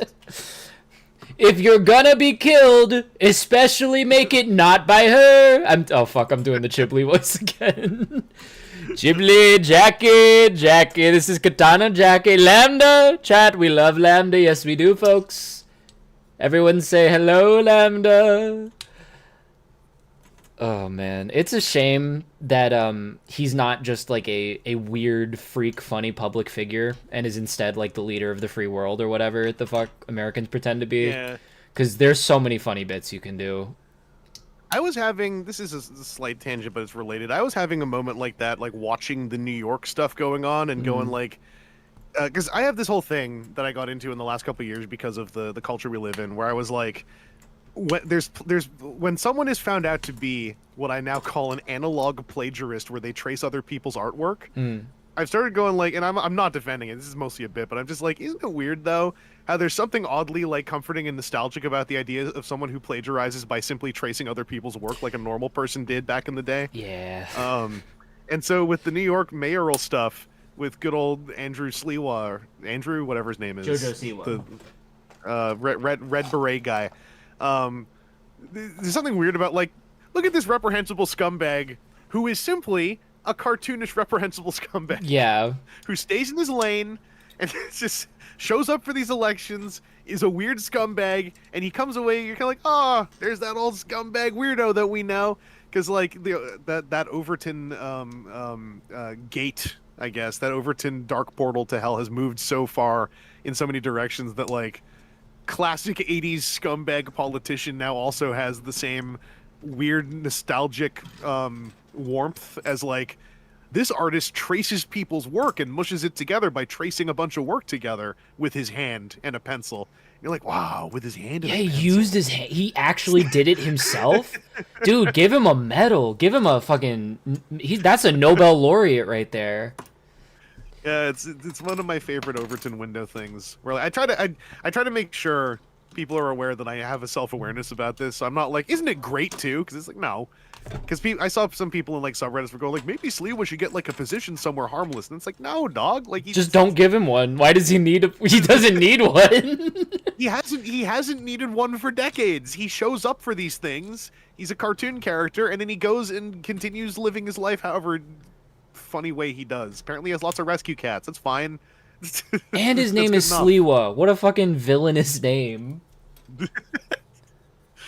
But I was having so much fun watching. Like, I actually was watching those debates because they were such a circus of like, here's the two real candidates just tag teaming the weird independent guy who won't go away. It was a good day. I'm generally a doomer, and I still am, but it was a good day to be American when every single presidentially backed candidate lost. And I am still a hope pusher, and I like having support like that in the world when I can point at it and go like, check it out, Hope won. Mayor of America, dude. Yeah. Presidential tier ass speech type shit, as they say. Who are they? That's a pronoun. You're not supposed to say. Oh shit! Fuck! Me calling my partner like, "Hey babe, sorry, I can't really talk to you anymore. I don't want my YouTube channel. Don't want my YouTube channel to be woke. Ghibli, they don't want my Jackie. They don't want my YouTube channel to be woke, Jackie. No more Legend of Zelda, Jackie." Never heard anything that went harder than I have 4 words for you. Turn the volume up. Yeah, it was. He's schnasty. He's also a handsome gentleman. It's crazy seeing like a person who doesn't look like a grapefruit, like a rotten grapefruit in a political position of power. Oh, the dude is like, I've seen it called out elsewhere, and it's worth saying. The dude is dripping with charisma. Like, yeah. he's putting in a lot of work outside of like, you know, being this, again, where the window has moved, right? Someone who's like, I'm in the Socialist Democrat Association, and they're going like, he's gonna turn everyone in Russian or whatever. He's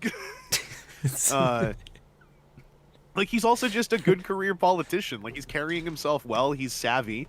I would caution folks to like, you know, don't succumb too hard to the cult personality type stuff, because like politicians are by design going to disappoint you if you do, but like it's also nice when there's one who like is actively not being disappointing. Yeah. Because then, yeah, if it happens, I'm sure it is a confrontable situation. Yeah. Get it twisted also, though. He is your personal friend. He is your close personal friend. I didn't know how young he was. Yeah. He was born in 1991. He's just about to be eligible to run for president. So. That's wild. I was telling my mom about that there was a dude who was 9 or 10 years old for 9/11 is the mayor of New York, and also has people trying to connect him to 9/11, which is really funny. I mean, funny is it's not necessarily the word I would use. No, it is dark woke funny. It's this 9-year-old must have been part of the system that. Oh. Yeah. Also, it is indicative of a rampant Islamophobia that I noticed in 2001 fomenting online. Yeah. That I am unhappy that baby me from back then was right about. Yeah. Also, I always forget what the actual definition of dark woke is. I just say it a lot, and I hope nobody asks me. I mean, you're like the Joker in Sephiroth. We know this. Yeah. Yeah, if you meet me, everything's gonna change. You have one wing and half of a smile. That's the Damn, this Blitzwing is so good. Holy shit. My flower on my chest shoots black materia everywhere. I forgot they were doing Blitzwing. That looks really good. Yeah, and he even transforms into nothing. It's kind of like all of them do. It's pretty epic. I'm an insufferable Blitzwing defender of toys. So you have to keep me in a box at parties. I get people going. Blake, let me out of the box, please! It's me, little evangelist, please! They trapped me in the box! That's my insufferable Transformers toy opinion, is that I have nice things to say about every Triple Changer toy from the last decade and a half. It's Triple Changers and Iron Hides. I like all of them. Okay. It makes everyone get angry, and I'm just like, yeah, unfortunately, I just don't hate any of them. I don't hate anything. I'm woke left. I'm woke right. I'm dark woke. What am I trying to say? Yeah. I'm woke left. I'm woke left. Speaking of Triple Changers, I saw a box. Do you know the one Diaclone Triple Changer that didn't come over? The like plane that turns into a... I saw a boxed one at TFCon. Oh, I'm so happy you got to see something like that, because the dealer who had all the Japanese G1 stuff, I was asking Nick, and he didn't have them, but like the last time I saw that dealer, he had so many Grandises that in varying states of yellowing to bone white, and I was like, people don't have to buy them, you should be able to see those stuff like that. Like, yeah. Just old sealed stuff that like you would only know from like TF wiki articles. Like getting to see it in person, I think is really it's a piece of history. If you're really into it, it's magical. Yeah. Yeah, that was the same person that they were the ones doing the big giveaway. It was Mrs. Artfire. Yeah. Something Artfire, something. They had every version of Raiden that ever came out one time. Holy every shit. box set, every individual box, also the knockoffs, like just all there. Whatever price window of Raiden you live in, you were serviced. Speaking of Raiden, are you on the CN culture train? Not pun intended. Ayo, I didn't even think about that. I would like to be, because you had said a lot of good stuff about the two they put out at first, and then there was the long silence of like, I wonder if they still exist, this company. So seeing that they do, I would like to mess with those sometime. I'm so behind on like so many toys because I'm living so moment to moment that I'm hitting a lot of my hitting a lot of my collectible dopamines with local area Transformers buying and getting some trading cards and playing games. But the next thing I want to do is I need to catch a Mastermind Creations Blades during an AliExpress sale. That's my next goal, to finish the Defensor. And then I think I'm going to be one of the ones who gets more than the one leg from Craftsman Toys, because I'm curious. It's so the one leg is very good. I got the first 2-pack with Scattershot and Afterburner, and it's fine, but I'm jumping ship. I'm selling off those two to a friend who's going to get the rest of the set. It just they feel too much like Iron Factory to me, and I really don't like Iron Factory's design sensibilities very much. I got to see how that's why I kind of want to just pick up or mess with like one of the 2-packs to see like how I feel about the post nose cone ones. Because it could go either way for me. I think like my own hand feel tastes are very at times specific, and other times like very wide open. But like the easiest way to describe it is that like I think that MP36 Megatron and Masterpiece Sunstreaker are like peak Masterpiece hand feel for me. But also there are similarly complex toys I don't like. It's very specific stuff for me. We need an actual paddles. I mean, yeah, the world needs more paddles. Yeah. I've always been tempted by the non-if kit, but I'd have to get, because I gave my dad all my 86 Dinobots because I wasn't really fucking with them, and I don't want to have to track down another sledge. I will say I just got very excited for I just placed a non-if order today. It is for the little spark crystal that makes Skybite look even better. Yeah. We have a video up for that, I think. On the non-if channel.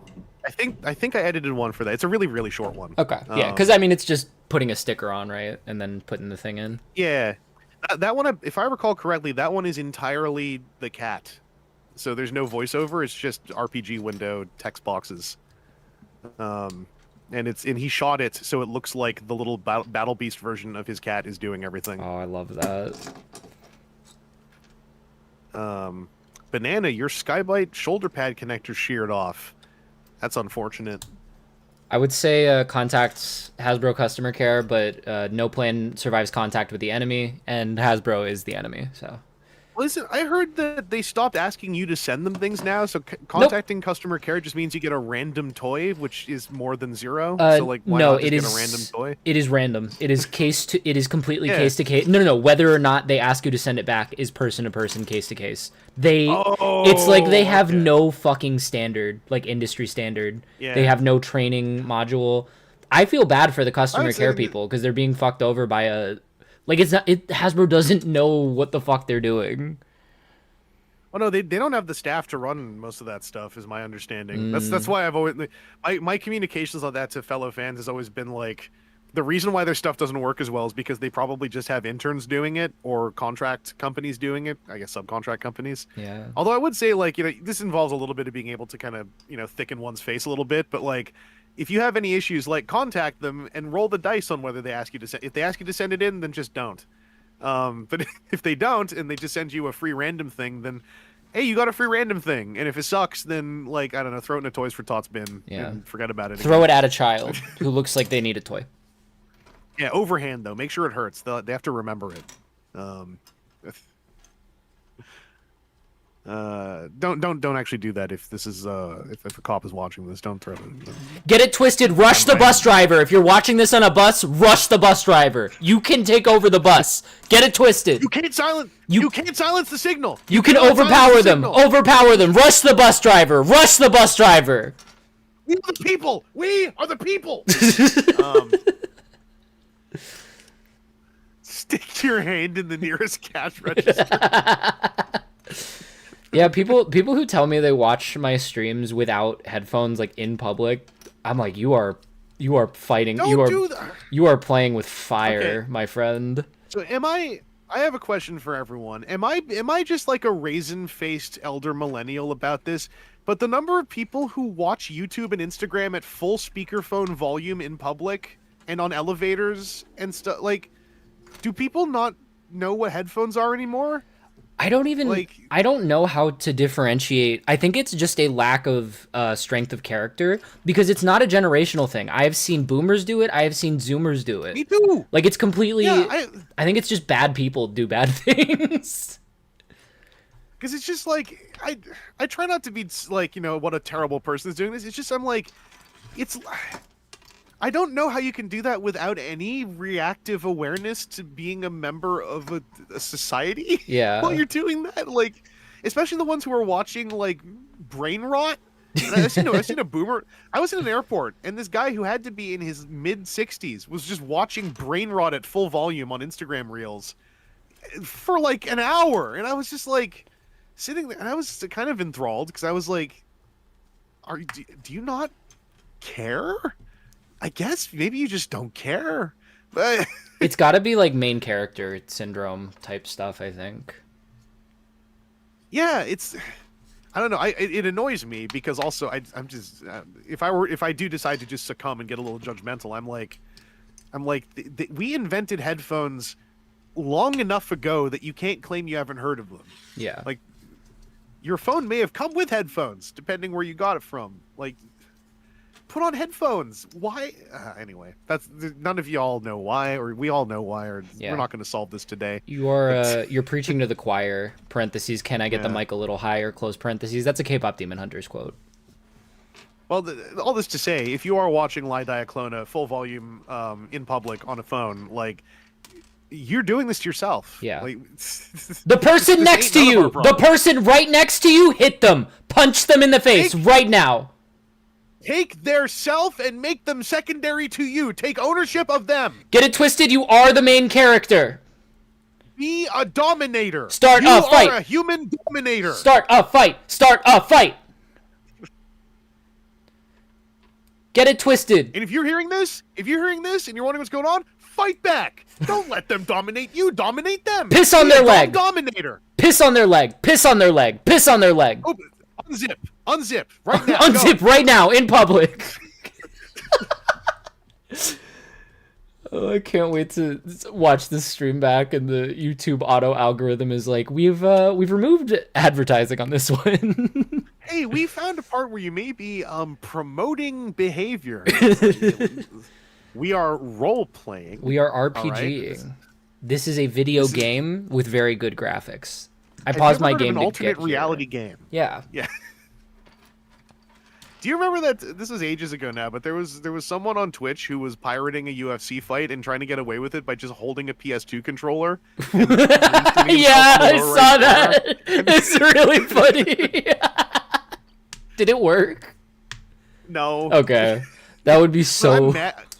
Thing, it's not about whether or not it worked. It's like I lost respect for Twitch for banning him and then not saying anything. So I'm like, if you're gonna ban his stream, at least acknowledge and invite him onto something to friggin' give the guy a cookie. Like that's you have so many people doing so much rank ass stuff on your platform. Someone who's doing basically performance comedy out of attempting to circumvent your piracy measures. Like reward them. Reward that person.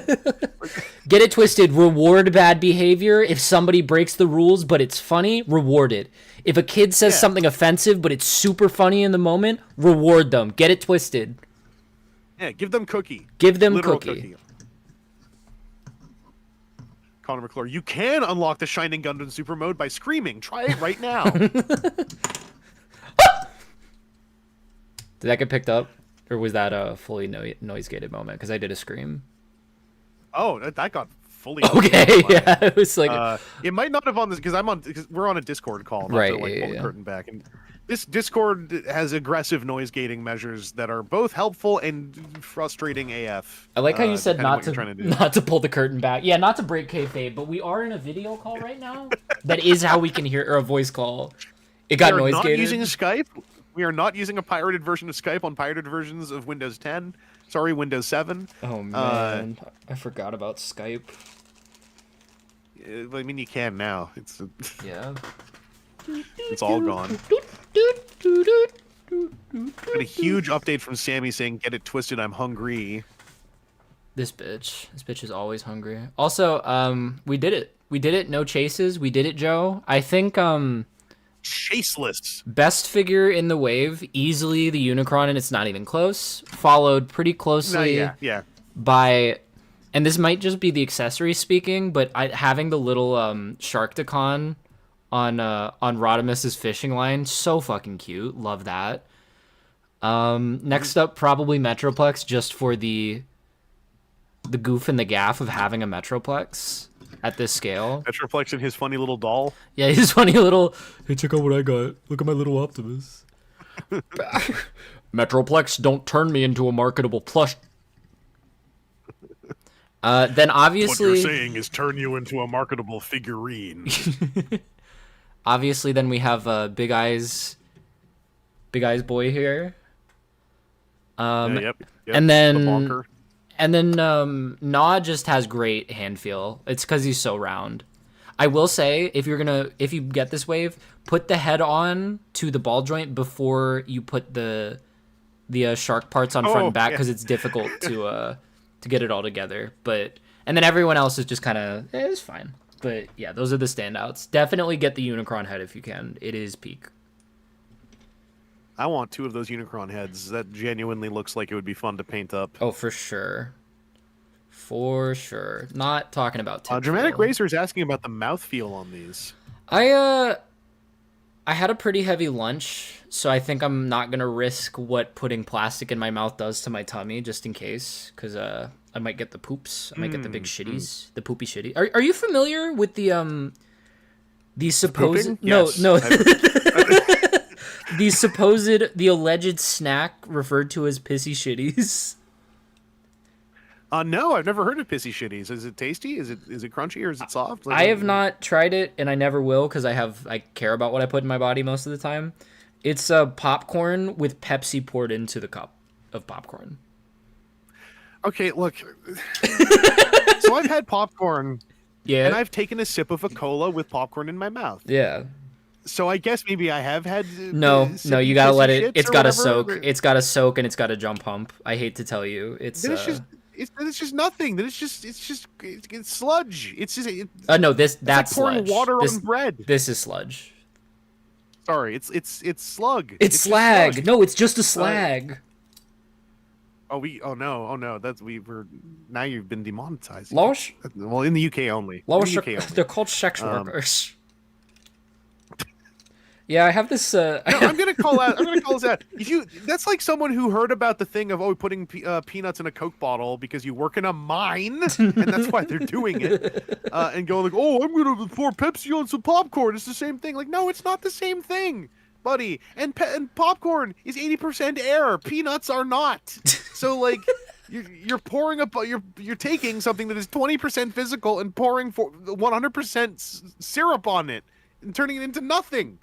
And No, you're right. But I will let you know the person you're going up against is the CEO of a Fortune 500 company. Tony is the one who is a believer in pissy shitties. So I would be fearful for Tony, your. You're being deceived. This is friggin' they're Megatron reference. They're just. Yes, I've heard of the Transformers before. They're coming up with a way to make you put even less corn in your popcorn. They're tricking you. Soda, and you could have called it soda popcorn. Yes. Yeah. Why are we calling them pissy shitties? That's just what you do afterwards. To be fair, pissy shitties is a pretty great name. Also, I know, I think JCC, who I don't know if he's still in chat, earlier told me you can partially transform Na. Oh, we're here. You can just take his fucking hands off and bend him over. Yeah, basically, it's kind of sick. I love this. This might be the best wave so far, honestly. If you consider it's an American theater staple, though, we don't have to respect tradition. We must smash appeal to tradition for greater progress. Appeal to tradition. appeal to illegitimate authority type shit. My favorite appeal to authority is the pissy shitties. Don't ask me for more context. Appeal to pissy shitties. Appeal to pissy shitties.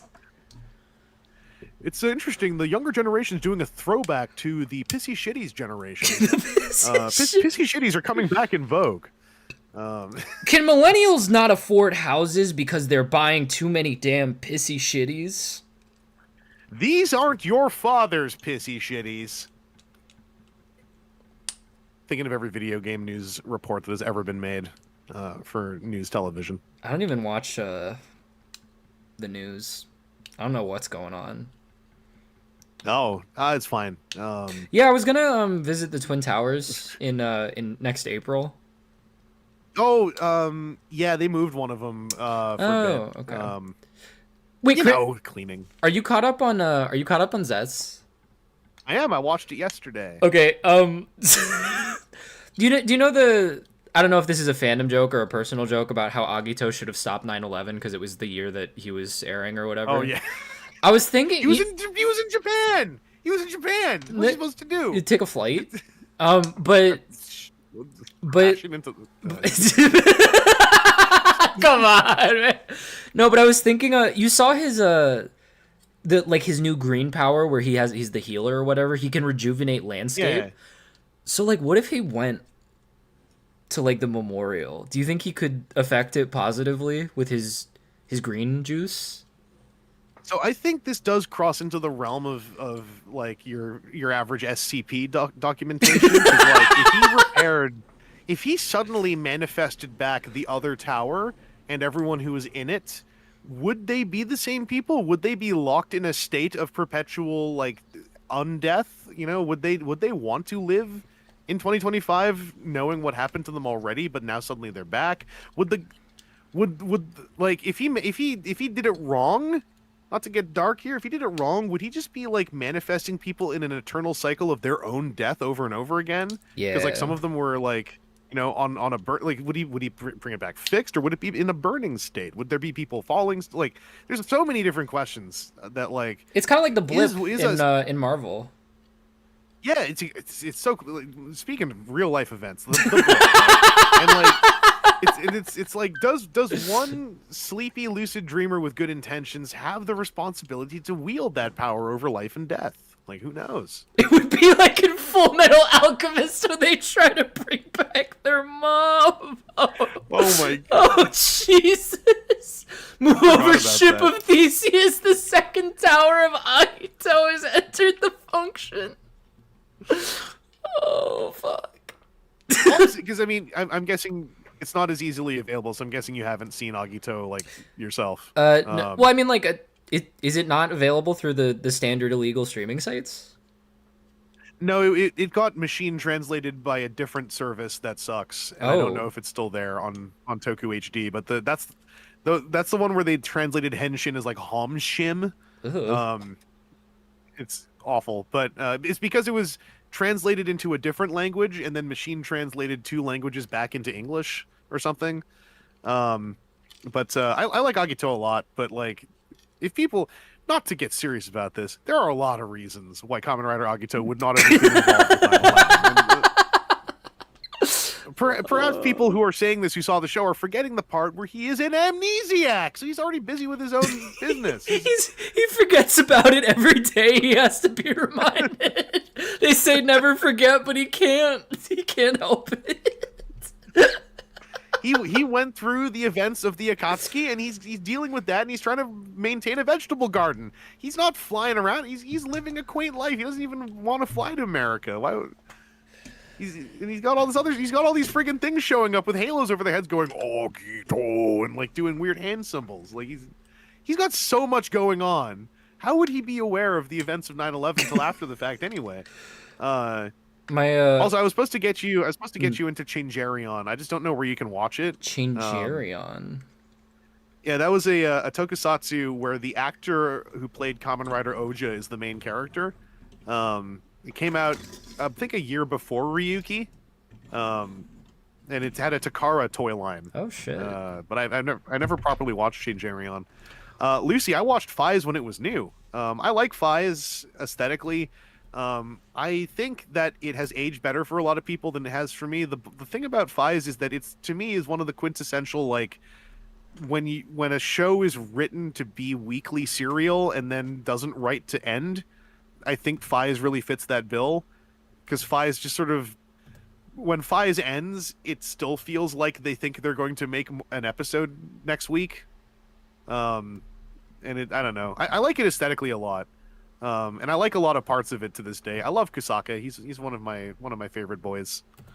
You fucking with the sorry, creature? I took you. Oh I didn't. Sorry, I didn't realize we were in the presence of the creature. La Critora. When he's on there, can you still tilt the head to a jaunty angle and open the mouth? Yeah, let me put the gloves back on. 1 sec. Not to like make more work for you. No, all good. I mean, we're in the wrap up. You know, we're in that classic Diaclona wind down of the stream. I would love to stay on longer, but I have a Gundam appointment. I have a watching the original Gundam movies appointment apparently. So. Ooh, yeah. You're gonna see Char as the boy. Oh, that rule! Oh fuck! Hold on. So this is at the neck has like a cant angle on it a little bit, so you have to be careful not to pop it off. But yeah, you can get some fucking villainous waggle and ooh. Yeah, for those who didn't see, the Unicron head just has a standard Blockies neck ball socket connection, so you can stick that head on other characters if you want to. One final question before we call it for the evening. I know that now you are very in the I'm Chris Vangelis, here's my face. I have a face for a face cam type situation on your streams. Oh yeah. Prior to that, did you ever record like shirtless or like pantsless or anything when there was no pressure? I mean nobody knows to this day precisely what is not visible on screen. But I mean, like, because yeah, I was face camming back like within a month of starting on YouTube. Oh, okay. Not streaming necessarily because we didn't have it, but no, like, you know, my all you ever really see most of the time is my upper body. Who knows what my lower body is, if it's even there? Like, what if it's not there? Yeah, I think that I know when I was on the old camera and, you know, back in like 2008, 2009, when it was dead ass hot sometimes, there have been times I think where I filmed shirtless because I was dying of heat. But no one will ever be able to figure out when that happened, and I don't even remember when that happened. But nowadays, I'm always buttoned up. I'm always popping, ready to go. I have a Fugi, so I can always exist. Yeah. Real quick, I thought this was going to be the end, but I have just been sent. Well, actually, an hour and a half ago, my good friend Marina sent something horrific to me that I'm going to now share with all of you. If you just check the chat, it's real. Oh, goody. It's real. The DF Clona wiki, the fandom, the dfclona.fandom.com is real now. It's actually the DF Full Kona wiki. DF Full Clona. And it also, I'm gonna have to sue her, I think, because it says the home of everybody's favorite Armada lover. So, Oh, it is the home of. Well, I mean, oh no, that's me. I am the more pro Armada one, I guess. I am. I would be everyone's favorite Energon defender or Beast Machines defender. I'm a genuine defender of Beast Machines, though. Like jokes, core Cheetor jokes aside, genuinely great show, grand old time, deserve better. It's weird to me that people like actually do need to defend Beast Machines to this like nowadays, because I feel like that show only had more support as time went on in my circles. Interesting, because when I think of like the origin of Beast Machine's negative discourse, I think of your good friend TJ Omega, because like I grew up seeing those thumbnails that were like the worst show toy line ever. Oh well, the first wave of Beast Machines toys, if you wanted toys from the show, the first wave of the toy line was kind of like, what if you didn't see the show and we just made some stuff that kind of resembles it. Like, it's a weird first wave or two, because they had to make the origins of that toy line are that they were making toys based on, like, at best concept art, but the show itself, most people in the fandom were generally pretty kind to, who were like invested in, like, I guess, show quality. It has its moments, obviously, and there's the retconned episode, and the ending, was a divisive moment when it was new. But I've always sort of assumed that as time went on and people could just watch all of Beast era as one thing, that it would just generally land. So I'm glad more people are enjoying Beast Machines, because I think it's neat. Yeah. I like Beast Wars a bit more myself. Yeah. But like that's not really an indictment of Beast Machines, in my opinion. For me, Yeah, Beast Wars is just like I like one of them more. Beast Machines is just one of the best. I would honestly argue, though, that watching them in sequence does make Beast Machines worse. I think Beast Machines works really well if you have some distance from Beast Wars, and then you're like, oh yeah, I like vaguely remember these characters, because they're not the same characters in Beast Machines, effectively. Oh yeah, and it aired like the year after almost. Like it was like when it aired, it was directly in proximity, which is what led to a lot of the now, I guess, historical conflicts. I mean that's why, like, when people do say like, oh, I'm watching through Beast era, I like to tell them, like, just so you know, Beast Machine season 1 has reasons why it may come off as troubled, and some of those will solve themselves by the time season 2 starts. But also, there will be an episode you probably find very vulgar. That episode is retconned as of season 2. And that's the Rat Trap episode that most people don't like. Can't imagine that was quite... The writers literally said between season 1 and 2, when they got onto Usenet, they were like, yeah, we'll just say that one's retconned. Like, we can't repair that. That was us not knowing who Rat Trap is. So, ignore that episode. We're all gonna die. Zenith with I think a lot of people like rescue bots already. Zenith, I don't want to be rude to you because you're a new chatter. You might not know the energy here. I am the world's biggest Armada hater, though, so we're at odds on this, I would say. Sorry, I got your back, Zenith. I'm here to counterpoint. I'm the contrarian. I'm like, have you ever seen The Nostalgia have you Critic? seen Christopher Nolan's Dark Knight Return? No, Christopher Nolan's Dark Knight Rises or whatever. There's a character in that movie called Joker who also challenges. No, you're thinking of Kamen Rider Double. Oh no, sorry. Yeah, there's a character in that named Kamen Rider Joker who stands for, like, punching. Being the lone wolf, if you will. Yeah, and he likes punching. To adjust my hat. He does a big nasty rider yeah, punch, and it's epic. I'm a big puncher. The fucking stim of Cyclone Joker. It's so fucking all of the. That's my text message noise is the Gaia memory ka-chunk noise. It's such a Kamen Rider's sound design is like without comparison. I think like the amount of stimmable standby noises and like even just out of 01 like Kamen Rider like shit like that. It's all the penis music from Gav.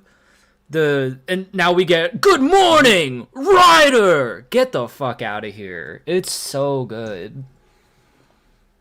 Oh, there's so like every series has at least one soundbite that I would put on a phone because it's so cool. Like in Kamen Rider Ghost, the Necrom noises are real good stuff.